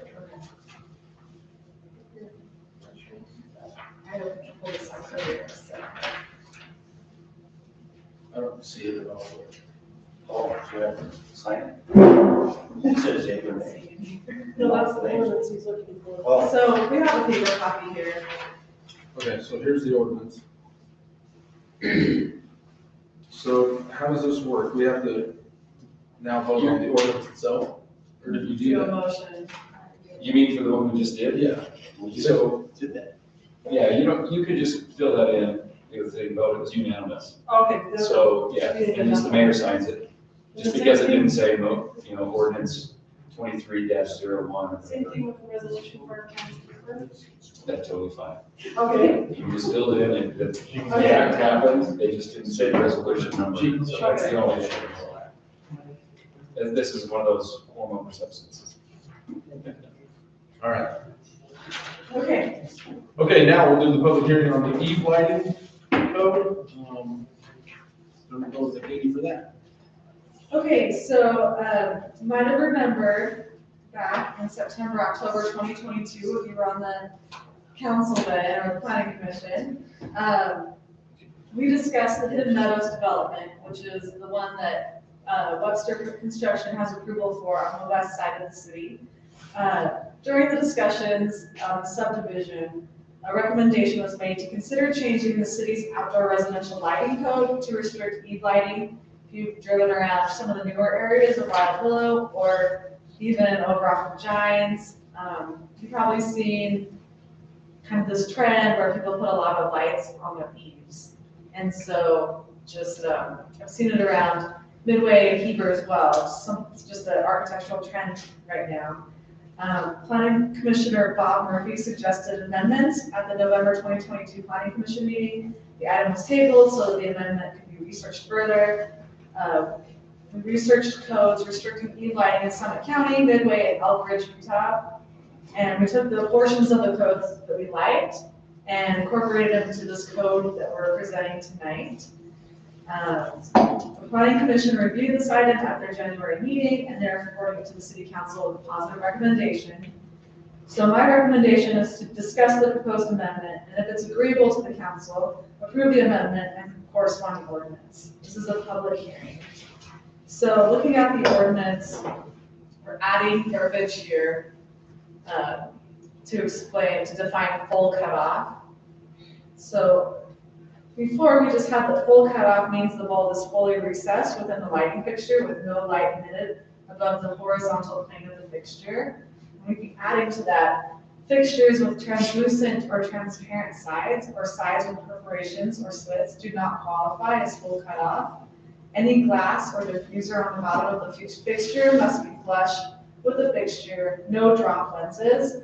Merely placing a light fixture under an eave, canopy, patio cover, or other similar cover does not qualify as full cutoff. And then, farther down in the ordinance, not all here, but so we skip a few sections and then go to this O2O. We're adding, actually we did not skip, it's just not showing whole ordinance, there's more after that. So, adding a fourth restriction. So right now we already have outdoor lighting must be full cutoff, directing the light downward. This is in residential zones, by the way. We have a separate code for commercial zones, so this only applies to residential. 2, the bulb or lighting source cannot be visible from the property line. 3, outdoor lighting cannot be directed towards any adjacent neighboring properties. And 4, eve lighting is not allowed except when directly over a porch or deck area and when the fixture is mounted at a height of 12 feet or less as measured from the fixture to finished grade. Eve lighting shall be fully shielded and downward directed. Angled eve lighting that directs light beyond the face of the eve is prohibited. One thing that I will mention is the ordinance is not retroactive. So this does not apply to anyone that's currently has a home in the city. It's new builds, or if someone makes a change, they add an addition or something, then it would apply to them. They submit a lighting plan along with their building permit application, and we make sure that it's meeting our code. That's the process. Oh, I didn't have that. I have a question. Is this intended to apply to like LED lighting, like jellyfish lighting that people are putting up? So the planning commission did discuss that pretty extensively in the last meeting, and we do have a provision for special event lighting, which means that they're temporary in nature, multiple days in length, and have obtained special Those lights are not temporary. event permit from Francis City. So what the planning commission decided is that this could potentially be used to restrict jellyfish lighting when it's just that constant, when it's on all the time, it's not just for holidays. So in Francis, we don't actively do code enforcement. If we have a complaint from a neighbor, then we can potentially use this with the jellyfish lighting. If it's not really for a special event. That was my question too, actually, so. Well, they talked a lot about the jellyfish lighting and how they felt like that in a lot of ways can be more problematic than the speed lighting. So, I think we came to the conclusion that this actually does cover that too. We thought about adding more to the ordinance, but felt like this covered that as well. Bob, did you want to add anything else to that from that conversation that you remember? No? No. I don't know why this keeps doing this, but. Is it doing it on both TVs or just? It's just this, but that will stay on. Huh. I don't know. Scott's unplugging. So is this correct? Scott's unplugging. Okay. Okay, anything else from staff on that? No. Okay, we'll go ahead and open the public hearing on the code text for Eve lighting. Any public comment on Eve lighting, code? Now's your time. You're gonna have to hire some more enforcement people if you're gonna enforce all these rules you put in. Well, hopefully most of the issues will be resolved when it's a new build. Right. Where it just is, something we look at when they come in, make sure they don't have to be lighting, and we'll make the contractors that work in the city aware of this so that they know, before they bring it permitted. Reach out to let them know about the new ordinance. So what was the complaint? People couldn't see the stars anymore or what? Yeah, this is a dark night initiative, part of the dark sky initiative in the city. Okay. Any other public comment? All right. We'll close the public hearing on Eve lighting. Bring it back to council for discussion. Any questions, concerns, discussion from council on this? I have Eve lights on my house, and all on my whole front and up my side by my garage, and I don't like this. I mean, I like my Eve lights, I don't leave them on all night, I leave them on when I'm gone. I put them on when my dogs go out in the front yard. Right now, I turn them on to scare the dang deers away, I have no more pine trees in my yard, so. But I just think we should leave it alone, I don't like the restricting the Eve lights. If you want a new build and you want Eve lights, my opinion is put them in. So, I think, at least Shannon was on the council when I was fighting about lights a couple of years ago. I think we Talk about both floodlights. maybe Yeah, thought the should we talk same. about floodlights a little bit, maybe, I don't know. So for me, there's two sides of this, and I'm not sure where the balance is. And I'm not sure I'm comfortable, I just don't know. Because I appreciate the fact that in this valley and in this town, you can step outside and see the stars, and that dark sky is something that for me is pretty important. But that has to be balanced with, the reasonable ability for someone to have some lights on the outside of their home as well, and I'm not sure. So this allows for some full cutoff lighting in the eaves or no eve lighting at all, as I understand. I'm not sure which. So it says that Eve lighting has to be over, it's not allowed except over a porch or deck, and has to be 12 feet or less, 12 feet height or less. So a maximum of 12 feet high. Yeah.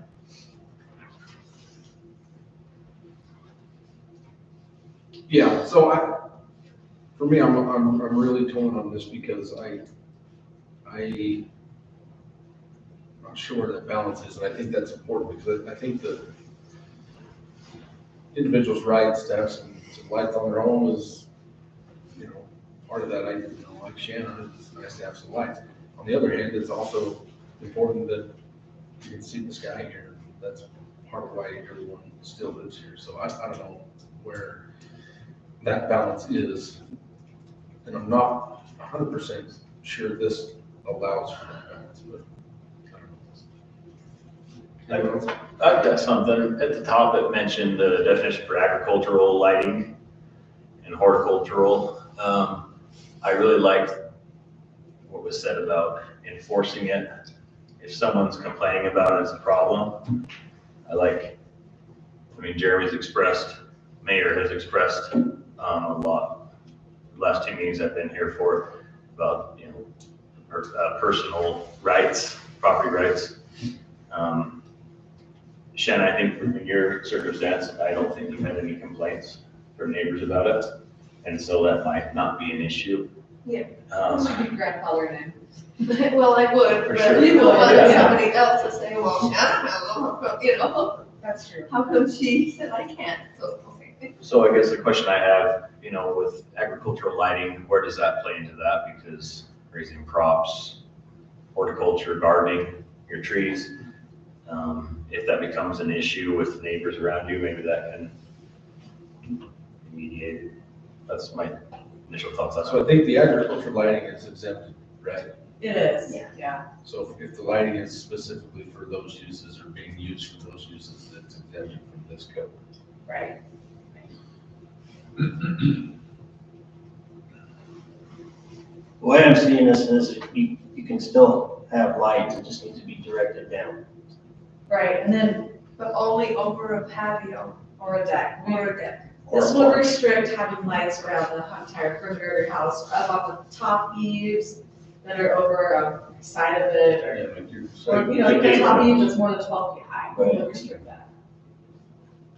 Well, my thought process is I like people having individual rights too, but the reason I want to live here is because it's dark and it feels like nature, and I don't want to stare at your McMansion across the street because that's where my eyes jump, because that's where all the lights are. I mean, I go to work at 4:30 in the morning and I'm just staring at people's houses going in. It's not that dark. And you can see the light creep coming over from Park City and Salt Lake, and I don't like that. So I understand that people should be able to do what they want. I think people need to be respectful of the town and why people live here and things like that. And if they just want to come in and be like, well, check out my house, that bothers me. So that's where I am. Just like Jeremy, I'm torn a little bit, but I don't like looking at people's lighting all over the front of their house every single morning when I'm leaving or at night. For me, it feels disrespectful to the people that live here and turn their lights off at midnight instead of having them on all night long. So that's where I'm at, thinking about this thing.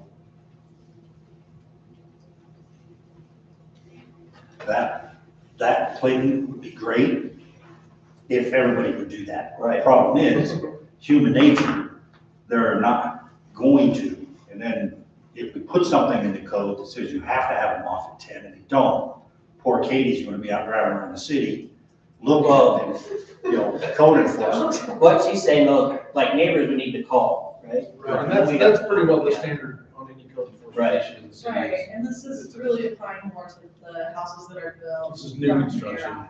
I think part of the problem, I talked to a couple of people on Johnny's Lane, that new development. Those eve lighting are photo cell. There's no way to turn them off. Right. They're on at dark and they turn off at dusk. So that creates a problem. There is no way for them to shut them off even if they wanted to. But again, you're going back on human nature. You rely on your neighbor to be respectful, as Clayton said, to turn them off. But we can't force them to do that. But the one thing we can do, I guess it comes down to where's the priority as a council, and what does how do we feel about what's best for the city and the residents here? Are we more concerned with being able to see the stars and have a dark sky than we are, having somebody be able to put some lights up? Where is that balance? And I'm not 100% sure I know for myself where that is, but I'm beginning to lean more heavily on the dark sky side of things. I've got family who live in other places in other cities, and in fact, my brother-in-law lives in Las Vegas, and every time he comes back home, the comment is, wow, you can see the stars here.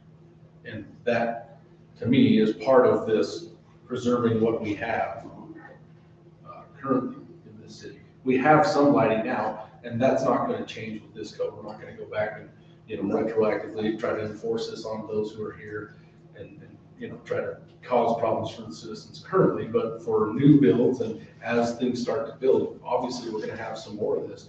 If Stewart Ranch and Hart Ranch and Hidden Meadows and all of those start to build out, and Circle P, all of those things, they start to build out and every home has 30 can lights in the eaves, pretty soon we no longer have any dark sky at all. So I guess we just have to decide what is our priority as far as, is that something we feel like we need to preserve or not? Well, if I'm saying, like, one of my goals of being on city council is to preserve the feel of Francis, this applies in my mind. Because I can see 7-Eleven from my house. Right. Well, in the winter, it's even worse because it reflects, right? And that's, growing up here, like, I used to just walk out my backyard and stare at the stars for hours when I was a kid. I don't want to take that away from my kids. I just have a light gray sky all the time. All right, so any other comment? If not, we'll entertain a motion. Well, I'll motion that we pass the ordinance Ordinance 20. for residential lighting. Let's see, what is it? 2023-02. 2023-02. I'll second that motion. All right, so it's been moved and seconded. In favor, Shanna, No. Clayton, Aye. Clint, Aye. aye, and Sam? Aye. Okay. Did you get that vote, Suzanne? Okay. Sure, I said no. Shannon's got it. Okay, so that's everyone else. Not my no. Okay. That completes our public hearings. On to the next thing. Francis Commons, Phase 2 and 3 final plat. Again, Katie. All right, so Francis Commons is located at the intersection of SR 32 and Scenic Heights Road. The zoning of the property is city center at the front. So up here is city center zone allowing for mixed use development. The middle is multifamily, so that allows for townhomes in this case. And then the back is single family cottage size lots. So tonight we're looking at the final plat for phase 2 and 3, which are these two areas up front in the city center zone. And also it encompasses a portion of the multifamily zone as well. So Ivory Development was granted preliminary plan approval for Francis Commons in October 2021. The project will be built out in 5 phases. Development agreement was recorded for this project. Phase 1, which is the single family homes, was approved in May 2022. The applicant is moving forward with getting final plat approval for phase 2 and 3, which includes the city center portion and sections of multifamily, like I said. They will have to approve commercial development plans separately for lots 210 and 301, which you can see here on this. And so this is 210 here and 301 on the other side. So we'll be coming back later to tell us what they're planning on building there. It's kind of like a commercial development approval, similar to that. So I reviewed the phase 2 and 3 plats, considering city code section 17.35, final plat, also the city center zone code, and the multifamily housing. The developer meets the zoning and final plat requirements for phases 2 and 3, with one outstanding item, which is to finalize the address tables after addresses are obtained from Summit County. And for anyone that's newer here, basically, I have a checklist that I go through at this stage in the process. This is the final stage before the subdivision's approved. I go through and make sure that they're meeting all of our requirements.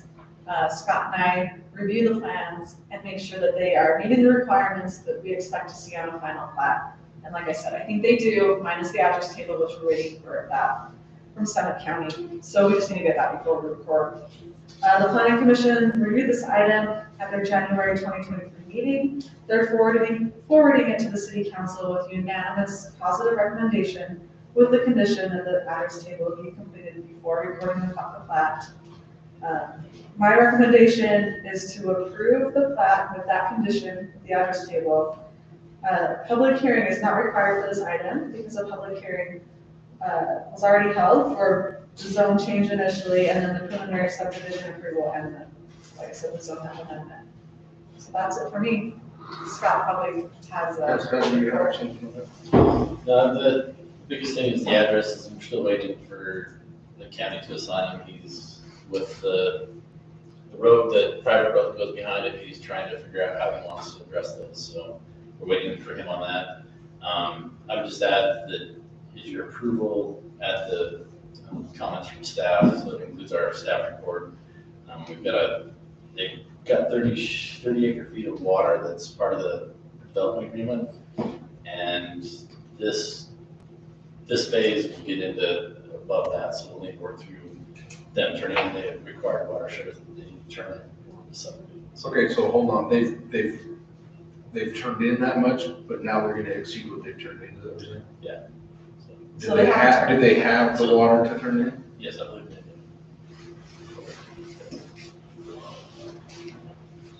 But it doesn't need to exceed, I mean, they need to get enough to meet this phase, right? Right. So that was my concern, but Yeah. this phase is gonna exceed what they've already turned in. We'll have them turn it in before they record the plat. Right, a lot of it kind of depends on if they, I don't think they're gonna record these plots before they record phase 1. But, so when phase 1's recorded, enough shares for that, then when they come in and phase these, they'll just need to make sure that we have enough shares for them for the recording. And you have a way to monitor that. It requires lots of signatures on the plat. Right. I just wanna make sure it's, And it never does slip through, And I Scott's know, headline. but it's, yeah. And the chair of the planning commission. All right.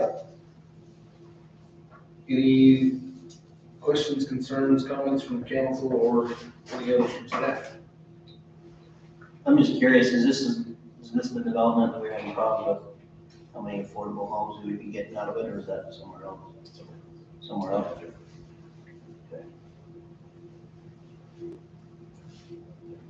Well, I was wondering. All right, well, with that, I'll entertain a motion on that one as well. Just if you would, when you make your motion, include the staff recommendations. If you feel so inclined. Just the two, to make sure the watershed count is accurate and address table. So that those are the two staff recommendations. I'll make a motion to accept the final plots for phase 2 and 3 with the inclusion of making sure they have proper water rights and the address map. All right. Our address table. Second? I'll second that. Okay. Shannon? Aye. Clayton? Aye. Clint? Aye. Aye. Aye. Unanimous, that's approved. All right, and we're moving along again. Okay. Next is Johnson X Commercial Site Plan. And once again, Katie. Okay. Danny and Bobby Joe Johnson, owners of Johnson's Excavating, plan to construct a commercial building on Lot 2 of the Warren Run subdivision, parcel SU 16-2017, located northeast of the SR 32 and SR 35 intersection. Lot 2 is 3.5 acres and was created for commercial use only.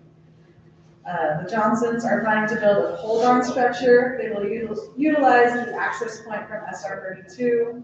There will be an office at the front and warehousing space in the back.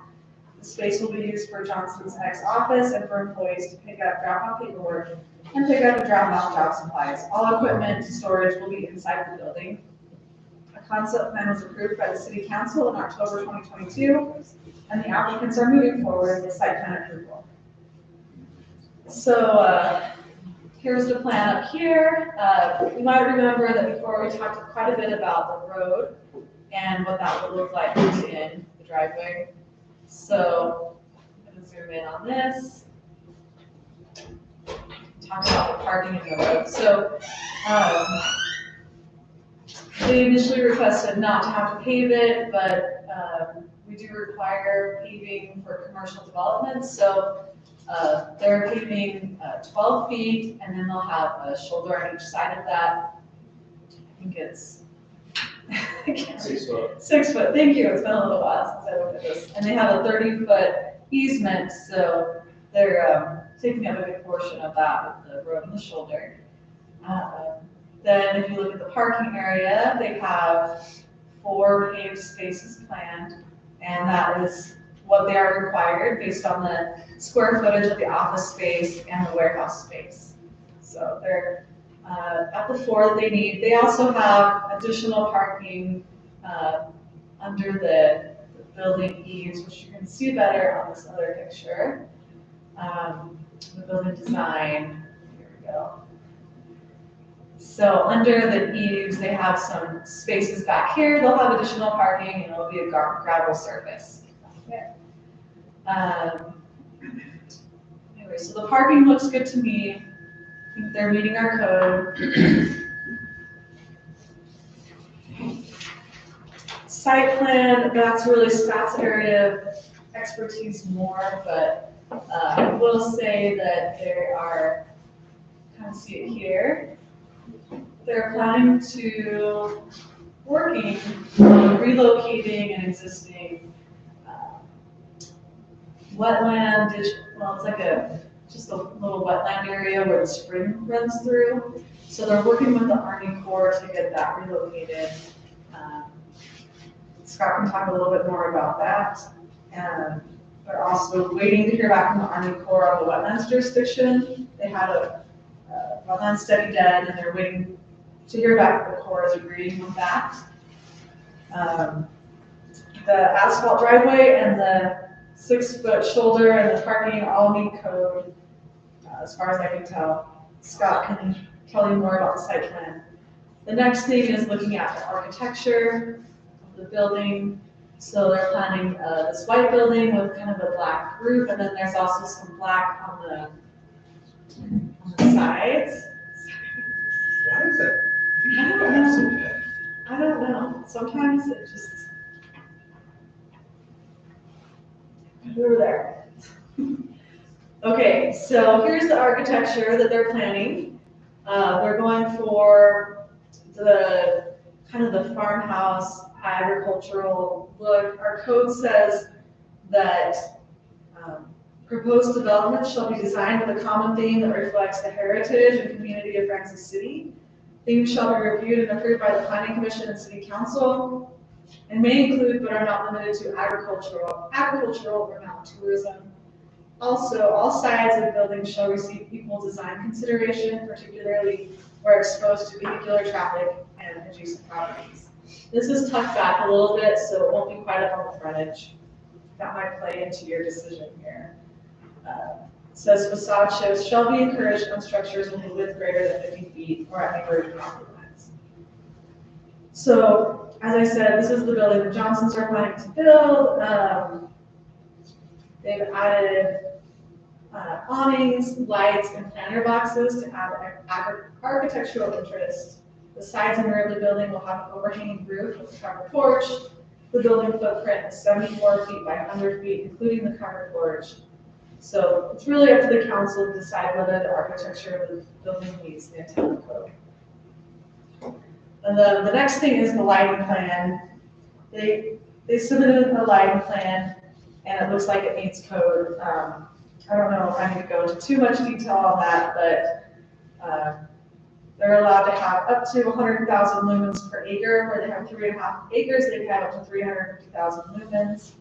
And the total of all of their lights are 102,800, so they're well under that. All their fixtures will be installed at a height of 17 feet or less, which is in line with code. And then at night, they're planning to turn off several of their lights by 11. Sorry, everyone.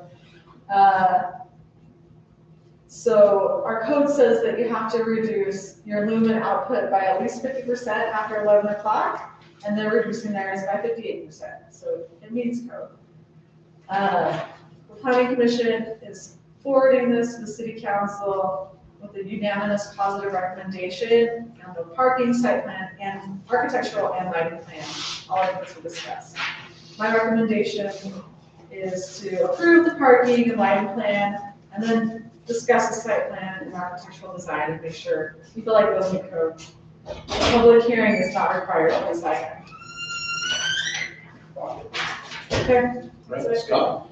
In regards to the site plan, they have some wetlands, the ditches for wetlands, and they're proposing to move one of those.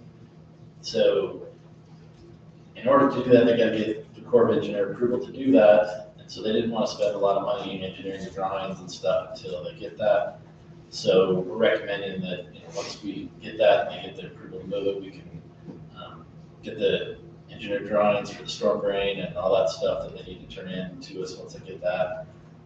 So we want to condition this approval upon getting the construction drawings and stuff approved by our office. But other than that, they're tied on the existing water and sewer that was built as part of that Runaway Ranch, or Runaway Estates. Runaway Ranches. Runaway Ranches, a long time ago, they ran the water and sewer back to those lots. So they're connecting to those, but it's just, once they get the Corps approval, then they can finish their design of their storm drain and all that stuff. So do you have those conditions in your Yeah. recommendations? Yeah, so you approve it with my staff recommendation. Okay. All right, anything else from staff? Anything from council, comments, questions, concerns? I think it looks, pretty close to what we're kind of asking. Everything's within the code, so I'm good. If we don't have any other comments or questions, I'll entertain a motion.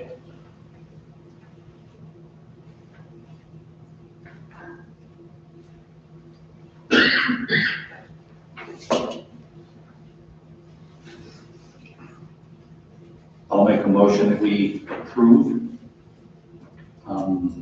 What is this? What did we approve it? Johnson's X building plans, site plans, with the conditions be met from Scott's staff report. Second. All right. Shannon? Aye. Clint? Aye. Clint? Aye. Aye. Aye. Sam? Aye. Good. All right, approved. Thank you. Thanks, you guys, appreciate it. Thank you. I'd like to stay. Oh, come on. Kids to bed. Good luck the rest of your night. We lost two without any. We're gonna hurt you through this now. Okay, the next item is the sky. No, I'm, you are, well, I don't know. We need a new building. We need a Yeah, new building. we do need a new ASAP. building.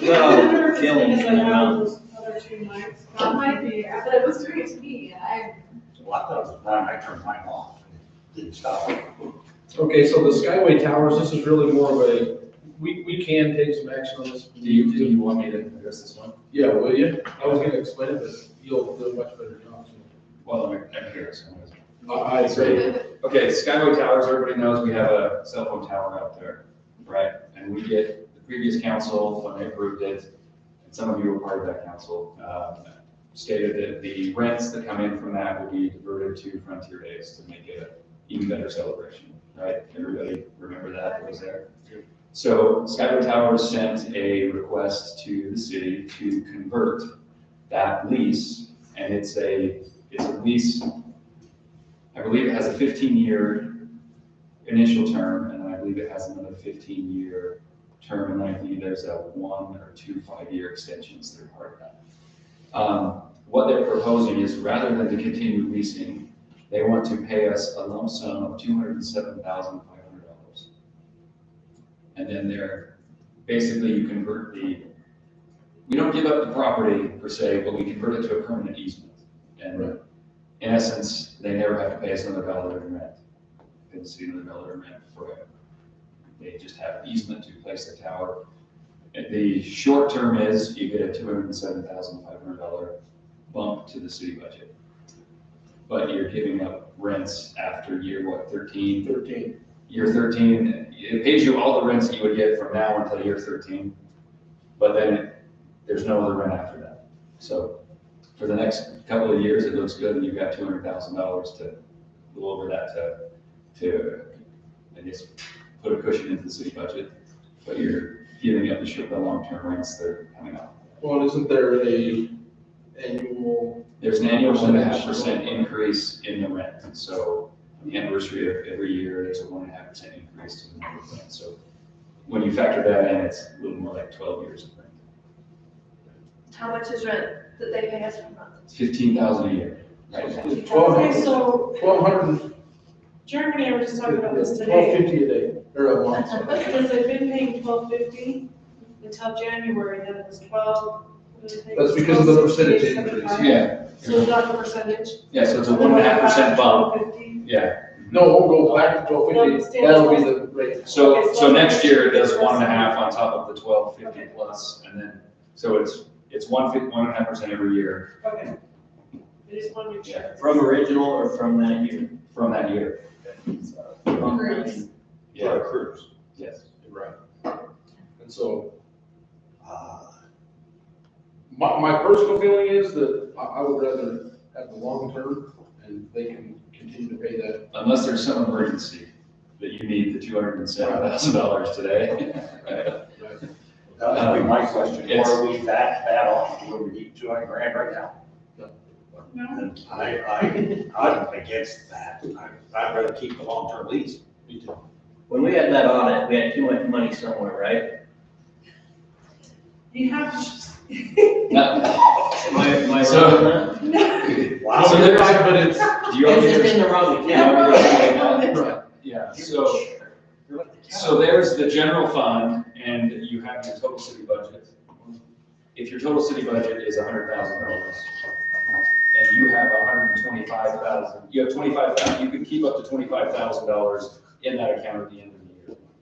But if you have more than 25,000, it has to be earmarked for something else. So as long, the city is looking at building a new city hall, and mayors, like 3 previous mayors have directed, the budget officer to save for that. So the city's been saving for 12 years, Suzanne? 10. Yeah. You're 10. Okay, 10 years, so that there wasn't, tax consequences for residents on that. So anyway, easy answer is, if you have more than 25% of your general fund budget, you have to move into a capital account. Okay. So, But if we took a lump sum, that wouldn't cause another problem like that. you could find roads, roads are a bottomless pit that you could spend money on. So you're never at a shortage of places to spend money on, but. But you gotta look at it too, if you do that, then you're not guaranteed that money for Frontier Days. Yeah. Year 13, you'd be out. It impacts the budget for Frontier Days. Yeah. So we go out of the bank.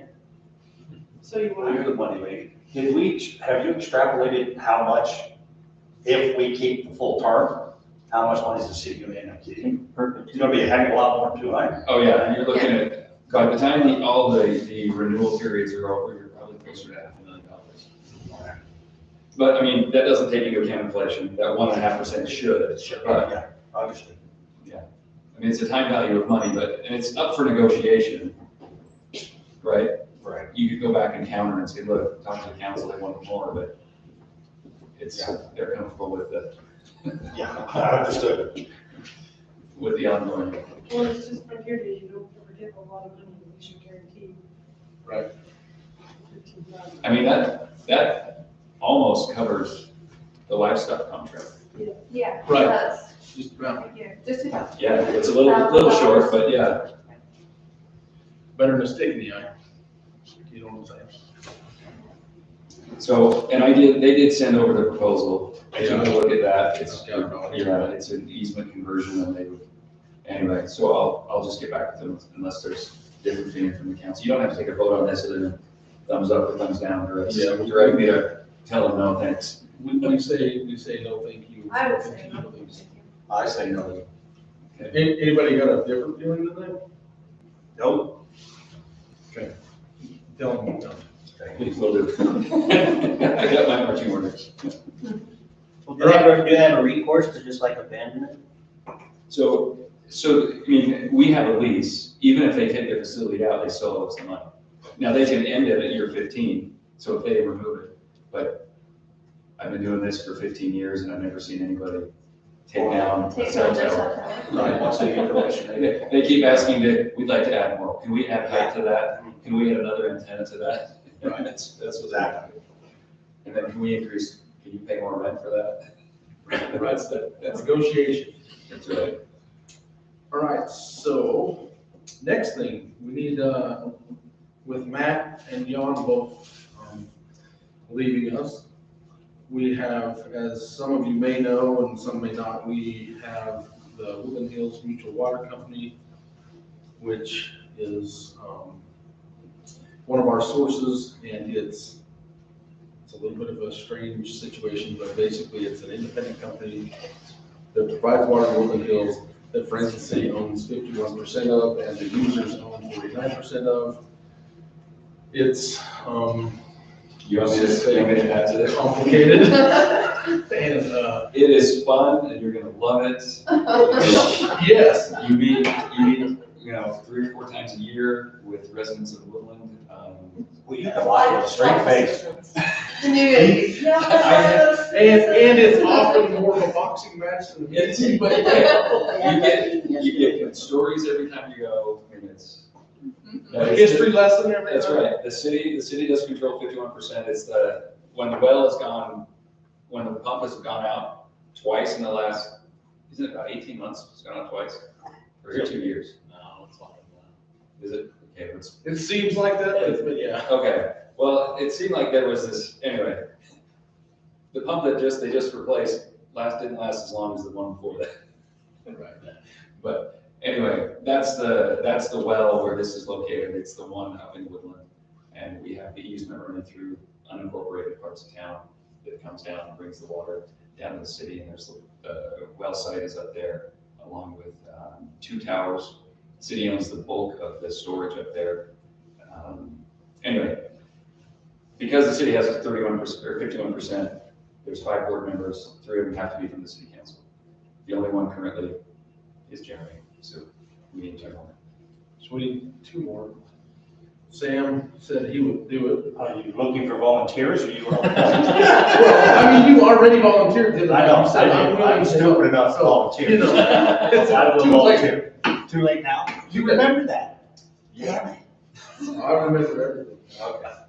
What it's You like got me that. a weak moment. And Clint's now volunteering, so, I heard You Clint. should give him more than a day to. come on, there's Not leave. easy. But if you're volunteering, I mean, This is tough. This is metaphor right here. so it is fun. It's fun, but, yeah, if you're willing to do it, I'm good with that. I'm fine with Okay, so we'll just appoint Sam and Clint to the Woodland Hills board along with me. And When's the next meeting? We'll have Because I know it's more than 2 or 3 times a year. It'll be in March. We're supposed to meet. And there's one mandatory meeting a year, but the Mayor Ames met quarterly because there were a lot of contentious issues. And the contention seems to have waned a little bit. It is much better than it used to be. So I would like to go back to quarterly. I'm actually the president of the company too, which is a whole other issue. Wow. It's, So we probably have to appoint a new secretary and a vice. right, so we'll have to redo the President, vice board. president, and treasurer, We'll whatever. have to redo the board. Yeah, we'll have to convene that. The other two members of the board are from Woodland Hills The neighborhood. users, from the neighborhood. So, And by the way, the water rates are the cheapest water rates known to. yes, entire country. Wow. We're working on that. Okay. So, we'll probably try to meet in March and get you guys kind of acquainted. We'll have to change the accounts, who signs on the accounts. and all Who signs that, cards, get a new yeah. board and all that stuff, so we'll probably meet in, March and get that set up. And, we'll get you all the information that you need. But it'll be good to have The some. good thing is with the other well online and adding to the sources, it significantly reduces the reliance on that particular pump and that well. It's really something that's critical for us to maintain, even though sometimes it's a real headache, but it's a source that we can protect and we don't want to lose. If we have a source of water, we want to keep it. Right, absolutely. Yeah.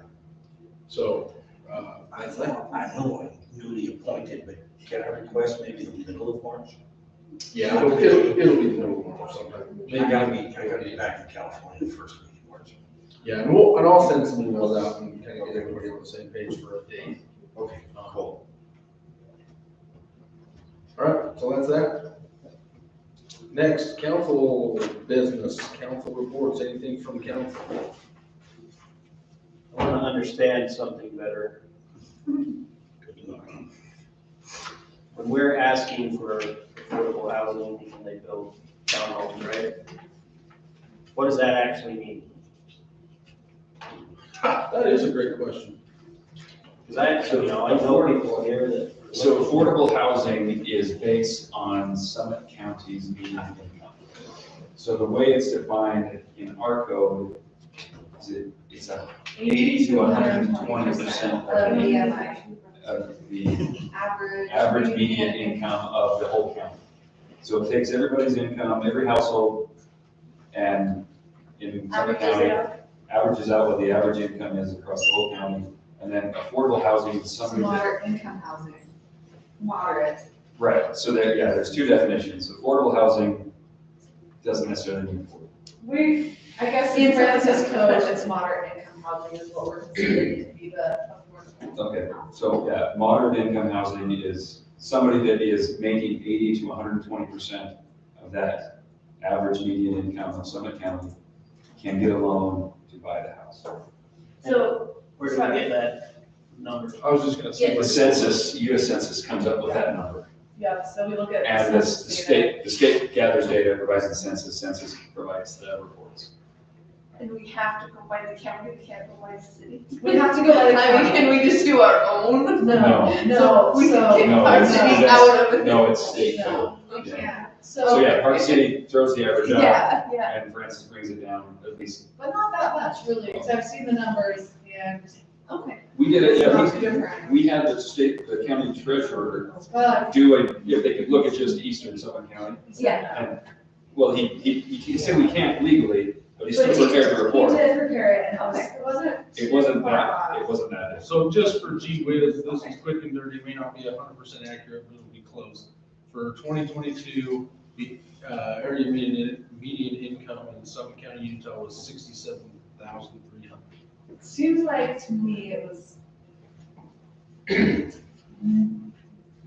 The last report I remember seeing, it was. Is that Summit County, Utah, or Summit County, Colorado? Well, they probably, some Colorado. That seems low. It might be Summit It's low. County. There's another Another one seven that's somewhere, I somewhere. pulled it up too. I think part of it was significantly higher than Ohio. There's- So Hang on, I have the number back in my office. I get reports. That does seem the county, that's good if it's what it is. I think it's in the 80s from what I last saw. So, Does that have a Providence has it percentile broken next to it? down.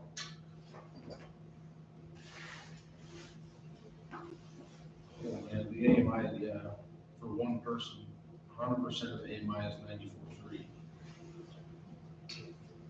That sounds closer. Yeah, that sounds closer to what I've seen. And it takes into account the family size too. Yeah, It so, does, so yeah. for a 6-person household, the AMI, 100% of AMI is 156. And for a 7-person, it's 167. I have a 7-person household, and I promise you, I don't make that kind of money. So is the 94.3 is one person? Is 1 person. It's a 1-person household at 100% of AMI. Geez, I'm horribly slow. So moderate income housing in Summit County is not affordable. Well, it's so affordable is relative. Right. I guess that's the point. Affordable is relative.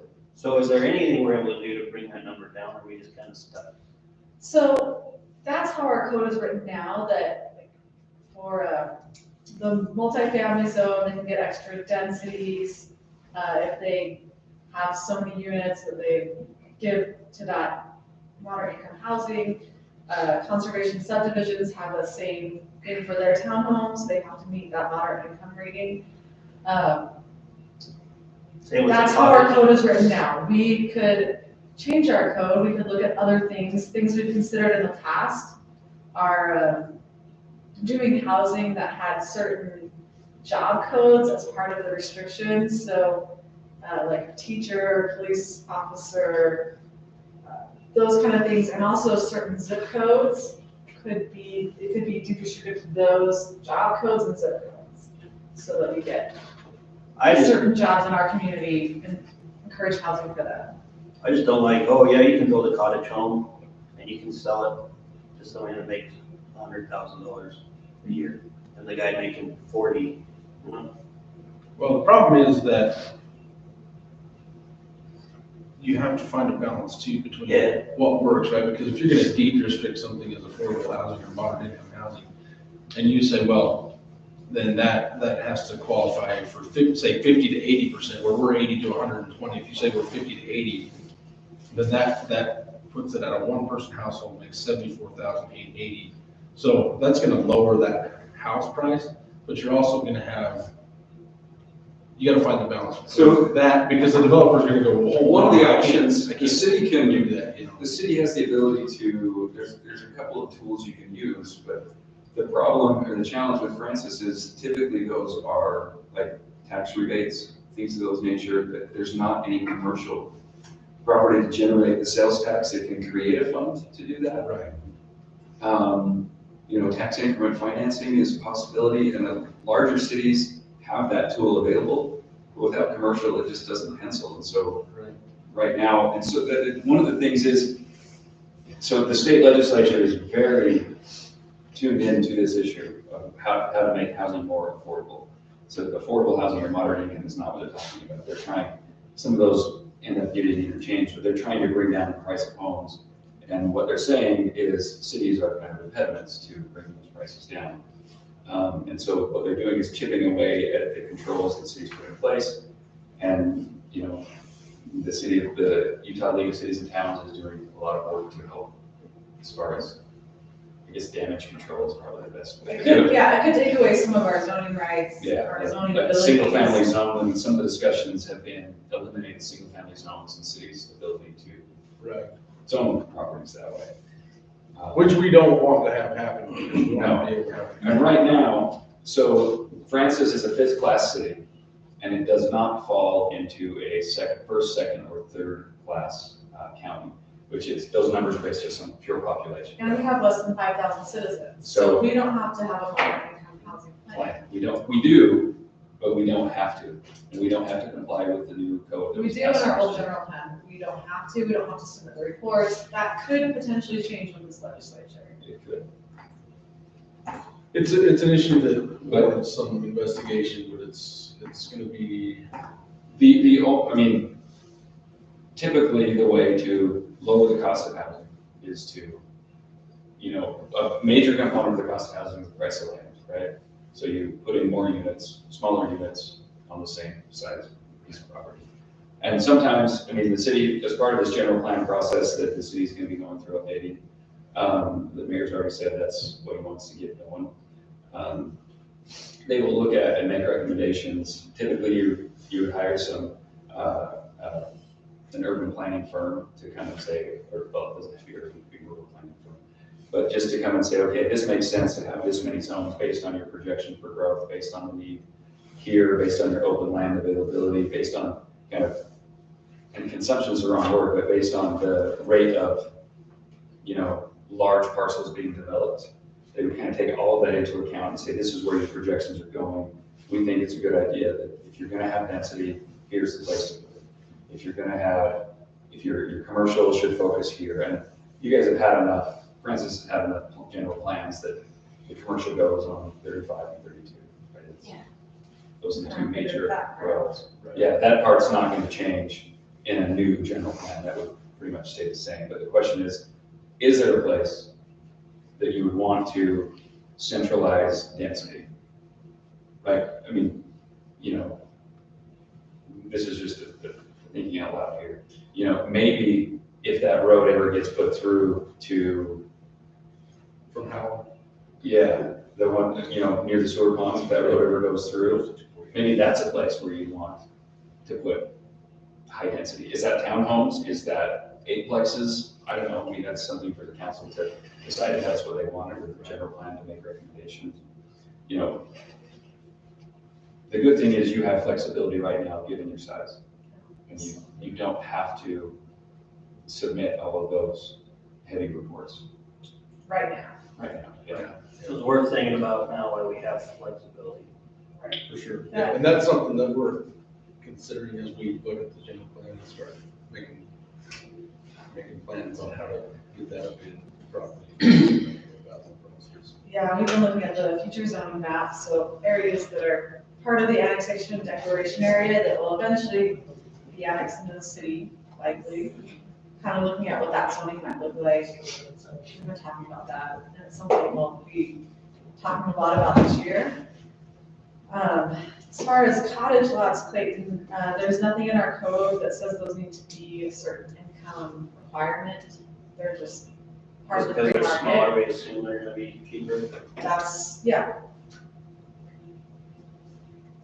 Well, again, it goes back to that relative, right? It's relative. So if somebody built a 5,000 square foot house, 10 years ago, it costs a lot less than it costs to build the same house today, right? Even if you change absolutely nothing, right? So, if you have if your option is build a 5,000 square foot house or a cottage, the cottage obviously going to be a lot cheaper, but that doesn't mean it's going to be cheap, right? I don't know there's any place in the state right now you can find cheap. All right, any other council reports? No council, but it doesn't show it on here. Are we gonna do frontier report? Or should I add that? You have something for Frontier Days, you have to go on that. So Canvas reached out to me. Okay. And they wanted a set date for the Queen contest. So I said June 3rd. Because we're combining it again like we did Yeah, last year, we're okay? gonna combine it again last year. So June 3rd, June 3rd, and I got the new building at Canvas. And they're still working on the arena. I'm sure, they put me down tentatively so we can do it all up there. in Kansas. Yeah. We've done it here in previous years, but since we do the rodeo contest, I just decided to do it all up there this year. And if it's okay, I guess I should have asked forgiveness before. Since I'm working and I probably won't be there, Lily usually runs it for me, but she's asked for extra help. So I have reached out to Lindsay Stone.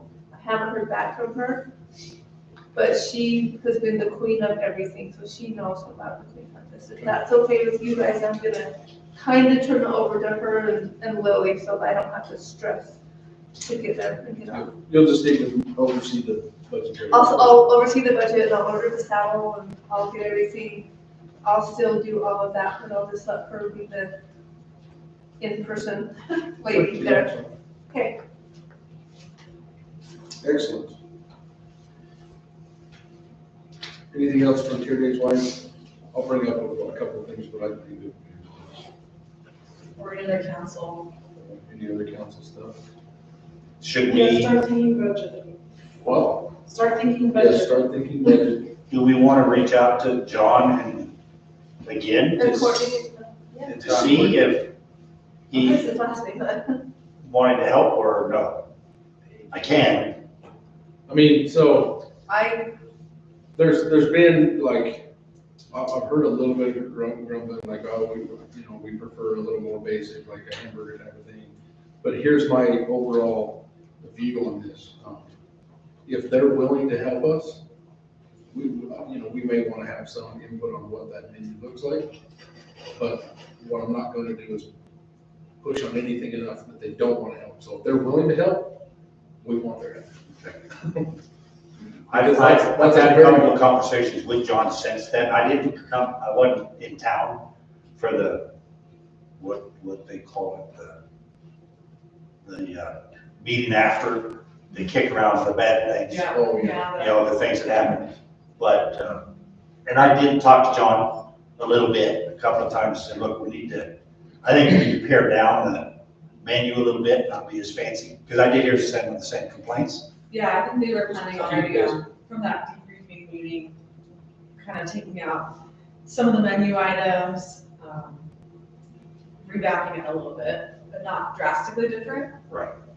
Yeah, he said that the thighs were not a big seller, so he didn't think we should do those again. And so I thought we needed to put chicken fingers back in for the kids, because I heard a lot of complaints that we didn't have those for the kids. And pancakes. And definitely the pancakes gotta come back. Well, you're working the grill, so. Thanks a lot. No, that's the barbecue. You're the burger flipper, you're the pancake flipper. No, we're gonna get No, Heather's son. Heather's son is the pancake flipper. He is phenomenal. He did a good job. And he was really upset with us last year that he didn't get to do that. He did a great job with that. I think He he's did. the Yeah. official Francis Frontier Days pancake. Hey, if we have to, we'll like make that official, give him a hat or something, like whatever it takes. We'll give him a chef hat with a pancake on it. Yes, he would like that. I'll let him know. Hey, we've got this job. Yeah, so if they're willing to help, then. Okay, I'll find out, because if they're not, then obviously we gotta start moving faster Yeah. and figure it out. I think if he's not, we can get some information out of him. Where he got the burgers from this last year is I got the ones we had when I worked with Bob, they were good, but a lot of people commented about how much better they were this last year. So I'm not so sure. I don't know cost wise, what we gotta look at doing that. But Well, I would suggest who's ever going to be with them needs to be there when things are delivered and check off invoices, like when I talked. Yeah, just have a I have no- little bit more check and balance. well, I was there a couple of times, when the deliveries were made. But I didn't go over the invoices. I did not check quantities. I didn't go line item everything. I left that to them. Yeah. So, And we may need to tighten up those checks and balances a little bit, just where it's public funds, we need to make sure everything's. I agree. We have to have more accountability for where the money's went. Well, They don't take people- money from the those city money. No, I was not aware of that. I didn't So know. there's some things to tighten. So Sarah, are you gonna be in charge of the concessions this year? Is that Sounds what like you're Yep, yeah, football. I think it's down in Clayton. It's Clayton, I'm getting him involved. No, Yeah. Clayton had a good idea a couple of meetings ago. I think Clayton was running the cornhole There you go, competition. yeah. Well, we lost Matt, who took a huge part of the kids' activities and Yeah. that, so we need somebody to do that and, I don't know. We Yeah. got some holes to fill. Probably next month's meeting, we'll kind of we'll like drill down some actual assignments on who's gonna take care of what. Next month's meeting probably is a good time to bring your budget priorities, so Suzanne can have time to incorporate them into the proposed budget proposal. You have things that we need and you wanna spend money, you gotta get a budget. Because you all hate it when I say it's not in the budget. We can make it up. Just because it's not in the budget doesn't mean we won't have money. We Just have because to it's not in the budget that money. But here's the other caveat to that, the council can open the budget at any time Yes, and yes. amend. You better be careful. So you can, but you have to go through the public Plan in process. advance. Yeah, it's better to plan in advance. Easier to just. Like if you know that you want to buy a new, snow plow, or a plow truck, or a dump truck to put a plow on, now would be the time to say yes. If you want to add staff for plowing purposes. Right. You do that, now is a good time. It's not like you can't do it later, but it's always easier to do it at the budget than it is to amend. Thank you. For sure. So we'll plan on kind of making some formal assignments for that kind of stuff next month. But yeah, budgetary wise, for sure, if you got stuff, be thinking about it and bringing it for the next meeting. Anything else Frontier Days wise that anyone wants to bring up, council reports? Okay, Katie, anything? Just a few things for me. We ordered a new playground for the area right out here by the community center, the grant money we have.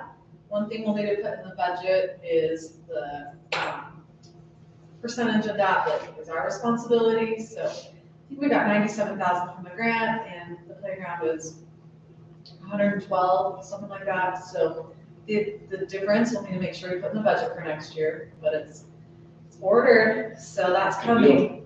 Yeah, that'll be nice. A little caveat to that, we were gonna pick a little bit different style, but the grant was pretty specific, based on kind of the way we applied, that it had to be a Frontier themed playground, so we ended up with a little more expensive one that fits with the grant. Yeah, it's a Frontier playground, 2-story, it's got like 4 slides. It's nice, it's really nice. It's gonna be really nice. Good. The other thing is, most of you saw that basket with the sponsor letters in there. If you haven't had a chance, please look through there and see if there's any businesses that you can personally reach out to and drop off the letters. We have found that we have a lot more success giving letters to people in person versus just having them receive it through mail. So if you have a business you wouldn't mind dropping off, that would be great. Otherwise, we'll just throw them in the mail after this meeting. I took a pile, so. Yeah, and then if you didn't see one in there that you think the business might be interested in, I have some extra copies here. We just try to get going on our sponsorships early, so if there's a business you think might be interested in sponsoring Frontier Days, come grab them. Yes, I would, you did it. That's it for me. I spent way too much money. I was gonna go in and get Tim. Eric? Any new stuff, I'm being asked, I talked about it, like, when's it gonna get done, when you start, I know it's gonna be this year. Yeah, so it has to be done by November of this year, based on the grant contract we have. Some parts of it could be a little later, but the bulk of it needs to be this year. So we have a contractor to put in the water and sewer lines for the restroom, and also to put in the gravel parking and the perimeter walking trail that's there. We're working with a landscape architect to draw up what that's gonna look like, so they're working on the, everything there except for the bike park portion, and Bryce Sachs, who's the contractor we're using to build the bike park, he's drawing that up. He's planning to start in the spring, we have him on the schedule for the spring, so he's gonna get going then, and what else, Scott? Yeah. Okay. We're planning an open house hopefully around April. For the bike Before we park. really For get the bike park? Good. Excellent. Anything else? I just have a question. We settled on a contractor for the new building? The Architects. architect? Architects. Yeah. We've got an architect. Right. We're working on the contract. They submitted one over, something back to us. Yeah, they Brad, responded, and you doing that? I got about halfway through, so close. Call. Any other So it's moving. What's that? Any other engineer stuff? The building contract, and then flooding, the irrigation company, with all the snow, they're concerned about flooding. They're gonna come talk to us tonight, and kind of persuade them to not, but they just wanted us to be aware that flooding, they don't have control of the water until April 15th. So anything before that is flooding. So we'll see how it goes. It's How long does it take for the snow? Is that New Washington or all of them? All of them were done. Meaning, is the snow melting quick enough that if there's, obviously the flooding, if ditches are blocked, there's gonna be more flooding, right? Right, but the biggest thing is we've got more snow than we've had in a long time. Right. We've had a lot of developments and we've had less snow, so it'll be interesting to see how everything goes. Which is typically not a problem unless we have, like I was explaining earlier, and you have a spring where it's cold until April 1st, and then it's 75 degrees. Yeah. And then you just, everything else. Right. Which has happened more than one time. Yeah. So if that happens, we're in trouble. If we have a nice slow spring, it'll be great. So it all depends on how it melts. And then adjudication, you know anybody that has a well, a personal water right, has a well, make sure that they know they need to take care of that. The state's gonna be coming out and checking all the wells on records, and if it doesn't work, you're gonna lose it. So they just kind of want to make sure, we've got our water rights with the irrigation company. They're doing their part of the adjudication. We'll prove up on our water rights that we have. So that's what they kind of want to come talk about. So. Awesome. That's it. And what about the tank? Oh, the tank. The plans, the structural engineer didn't quite finish these up, so we'll have that for March. It'll be at the first of March. Okay. And then, I know I'm like a broken record, what about the Woven Hills rate study? I talked to the guy who's working on it, get the kid on that, get off this morning. We like, without fail, have to have that for March. Without fail. Oh, I talked to him about it. If I have to call and threaten them, I guess I will. We've got to have that. It's been Can't you way just like tailgate him and thread the pole? something, whatever it takes. Lights on, Like, we've strung this out way too long. We've got to have that. License registration and report fee. Yeah. License registration, Water rate rate study. study. Now I've got the rate study, that's all I need. All right, you're free to go. Okay, anything else, Scott? All right, so for me, You're gonna talk about sewer property? yeah, I'm gonna bring it up, but you may have to throw some input in there. So for Frontier Days, I reached out to Circle J, who has been providing the rodeo for the last, I don't know, long time. We've had a really good relationship with them. They've typically had us on a 3-year contract, which has expired or did expire last year. So I've reached out for a new contract and agreement for the rodeo for both days. And I've received those, but I didn't get them soon enough to get them on the agenda. So ultimately, I guess what I'm doing is just kind of letting you know for Monday, it's 6,000, and I don't remember what the number was last year. So for Monday, it's 6,000, for Saturday, it's 8,500, and then there's some prize money and some stuff we have to do with the RMPRA that's not included in that. And then we have to pay the announcer, but everything else is included. So it's my recommendation, and we're not going to take any action on this tonight, but it's my recommendation that we continue to work with Circle J because of the relationship that we've had.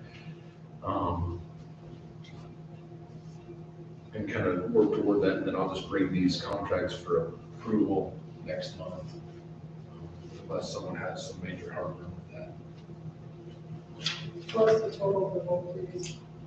8,500 plus 6,000, so what's that? 14,500. I don't think it's extremely much, but that, like I said, it doesn't include the 1,600 prize money that we have to provide for the RMPRA portion. So there's a couple things, and the announcer is not included. And that was last year. Right. Have you talked to him about? I talked to him, I talked to Brent, and he's committed to come and announce, but I asked him for an an invoice or not an invoice, but an estimate for what he was, because he needs to increase, yeah, he needs to increase, which I understand, I don't love it, but I understand it. So he's gonna, if he doesn't get that to me soon, I'll reach out for him again, but I'll try to have that in, and we'll bring this contract for approval next month. The other things, Suzanne and Katie and I, mostly Suzanne and I, have been going over the policy manual for personnel, updating those, and Brad, of course, because we're gonna have our legal counsel and all that stuff. So we've been going through all of those policies, updating things that need to be updated, changing things that need to be changed. And then, once we've kind of gone through everything, made the changes, that will be coming to council for approval. So that'll be coming in the next probably meeting or two. Also, Katie and I have been talking about the general plan, looking at the zoning maps, working toward kind of starting to at least get a layout of that so that we can start to bring that to council and planning commission, or everybody can kind of get their eyes on it and, weigh in on what we think we need to do and where we need to have things happen. Kind of my plan was to kind of at least have a general idea so that we're not just starting from scratch when we bring that to a council meeting and everybody, we're trying to reinvent the wheel. If we have something sort of there. When you've engaged an outside firm to come do that, they will give you like a kickoff presentation, and then they'll come give you here's the data we've gathered that would be incorporated into your plan. We can get input from the council, get input from the planning commission, and then they'll come back, issue a draft report. And then, if there's objections or changes or things that they need to do, then they'll issue a final report. So Yeah, that's how we've done it in the past, and we'll do it the same way. We're still trying to figure that out. Right, and we may consider, reaching out for a third party firm to help us with that, depending on how we kind of start feeling about it. That's something to be thinking about. It's just another thing that's going to cost us some money. They a lot of times have grant money or programs, Sure. MAG, and programs to help us with that. It's not impossible, and Summit County also offered to help with a little bit, they may be able to provide, because they're, with this Our Summit thing that we went to on Tuesday night, that little kickoff thing,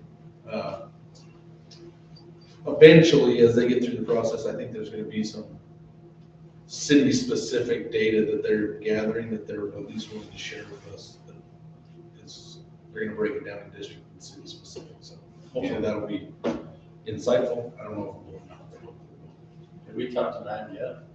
Not yet, but I'm going to see if they have grants available or what they could help us So with. that's part of their job, some of that. Right, that's part of the association. Yeah. Right. So anyway, those things are coming. We're talking with a couple of individuals about doing a wage study, which is part of the policy update. That'll be a pretty inexpensive endeavor, but we have third party looking at the wages, basically giving us an idea of where our personnel are, what that scale needs to look like, and if we're kind of within that range, so that we have that pay scale like I talked about before, where we can present that to the personnel in the manual, and everybody kind of has this idea of where they can, eventually go in their career with the city. So that's also something that we're looking at and going to start engaging with that third party to do. That should be not to exceed $3,000, which is all I can approve without your approval. So that's kind of where we're going with that. I went to the COG meeting a couple of weeks ago. There was one thing that's kind of important on that, and there's this transportation sales tax that is available through, it's a grant that's for small cities specifically, that's through the county. And so I'm meeting with the county probably next week, and they'll tell us what that amount is. And so now it's set up so we just get a specific amount based on our city size each year. And that can be saved at the county. Either we can use it, if they say, hey, you got $10,000, we can say, we can identify a project this year and use that $10,000, or we can identify a larger project and save that up, that $10,000 or whatever each year is for the next 5 years in order to do a larger project if we want to. There is a possibility to extend that past 5 years if we want, but there's some process you have to go through with the COG to get that approved, but that's not impossible. So as soon as I know what that amount is, that'll be helpful, something that can be used for road projects and things like that, to improve some of our roads. And then lastly, what did I write there? Scott, this is more, well, I'll just talk to you about this on the side. It doesn't really, it's not a big deal. It's about the CDBG grant. So we'll just talk about it later, but I think that's it. For me. All right. Did you want to talk about sewer leases? Oh, the sewer lease. So we have the property around the sewer ponds that we use for land application of the effluent from the sewer ponds that we typically lease to different farmers, ranchers for grazing cattle, raising hay. There are some restrictions on that, but there was a contract, one with Rowdy Thompson, I believe, that's expired. There was a time frame in which they have to reapproach the city in order to renew that contract. That passed without a renewal, so we'll have to put it back out to bid, which is probably not gonna make some of these people very happy, but it is what it is. That's the policy, that's the way it works. It was in the agreement. It's in the agreement, so. Yeah. While I sympathize, I understand that's a problem. That's gonna come for next month's meeting, because I wanna make sure we have that out to bid so that when spring comes, people can plan to, their operation to use it. But Scott was gonna look into, we have a couple of different pieces. I think the Cody Giants lease is one of them. Crowd had one lease. Yeah, the Giants leases the big property. He filed for his extension, but he has not yet paid. He's 2 years into that contract. After this year. Well, that's easy. Yeah, but after this year, reason I was looking into it is after this year, he didn't really use any of the water like he's supposed to. So his is not expired yet? His is not, well. He's 2 years in for a 3-year contract, but He's in breach, yeah, he never paid his $100,000. All right, well then, that's easy. We can put it on next meeting, but. Well, I think we just write a letter and say, you're done, and let's put it out to bid with this other one. I think that's a good plan. The only question I have is, can we collect that money that he owes us? We try. We can try. I mean, we should. In here, it says we can terminate, we just gotta give 15 days notice. I think And we should be do for the that. money that he paid that he hasn't. But I think, with this next lease we do, I think instead of doing it a lump sum, I think we do it yearly. It makes it easier for We the can guy. still do it 3 years, but to pay yearly. I pay it every year. Because that will help us, realize that we're not getting paid. Right. Easier. And it makes it easier, like, you know, if you're a small time farmer and you gotta come up with $10,000, that's a little more difficult than a couple thousand.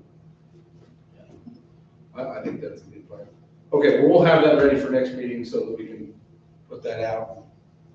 Are we gonna put it out so we're ready for next? Yeah, I was gonna say, we should probably put it out to bid now, and then, so we can collect on it and approve those bids, award them in March. So we can make it start. Will you tell Ronnie and let him know that? Because I'm sure that's why he was here tonight. Scott, I want to look I've at never- other lease too and get whatever notices we've got to do.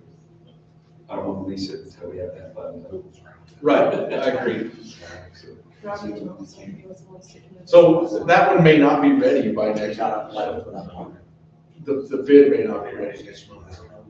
I don't know, we'll see. We can make a phone call if we have to. Okay. Well, let's work towards that for sure. I think there's people that are on pretty property right now, so. I think it's probably much higher than that. Property leases are impossible. to come by, and they're high. I've got a small place, at least I'm not gonna tell anybody where, because they'll try to steal it. I won't tell anybody. I'm telling you what, it costs a lot of money. You only So still. that one's good. I got one piece that's great, but I got another piece that I'm telling you, is expensive. We may need to talk. Yeah, yours is not expensive. All right, I have nothing else. Anybody else? Most important motion. I make a motion to adjourn. Aye, second. Aye.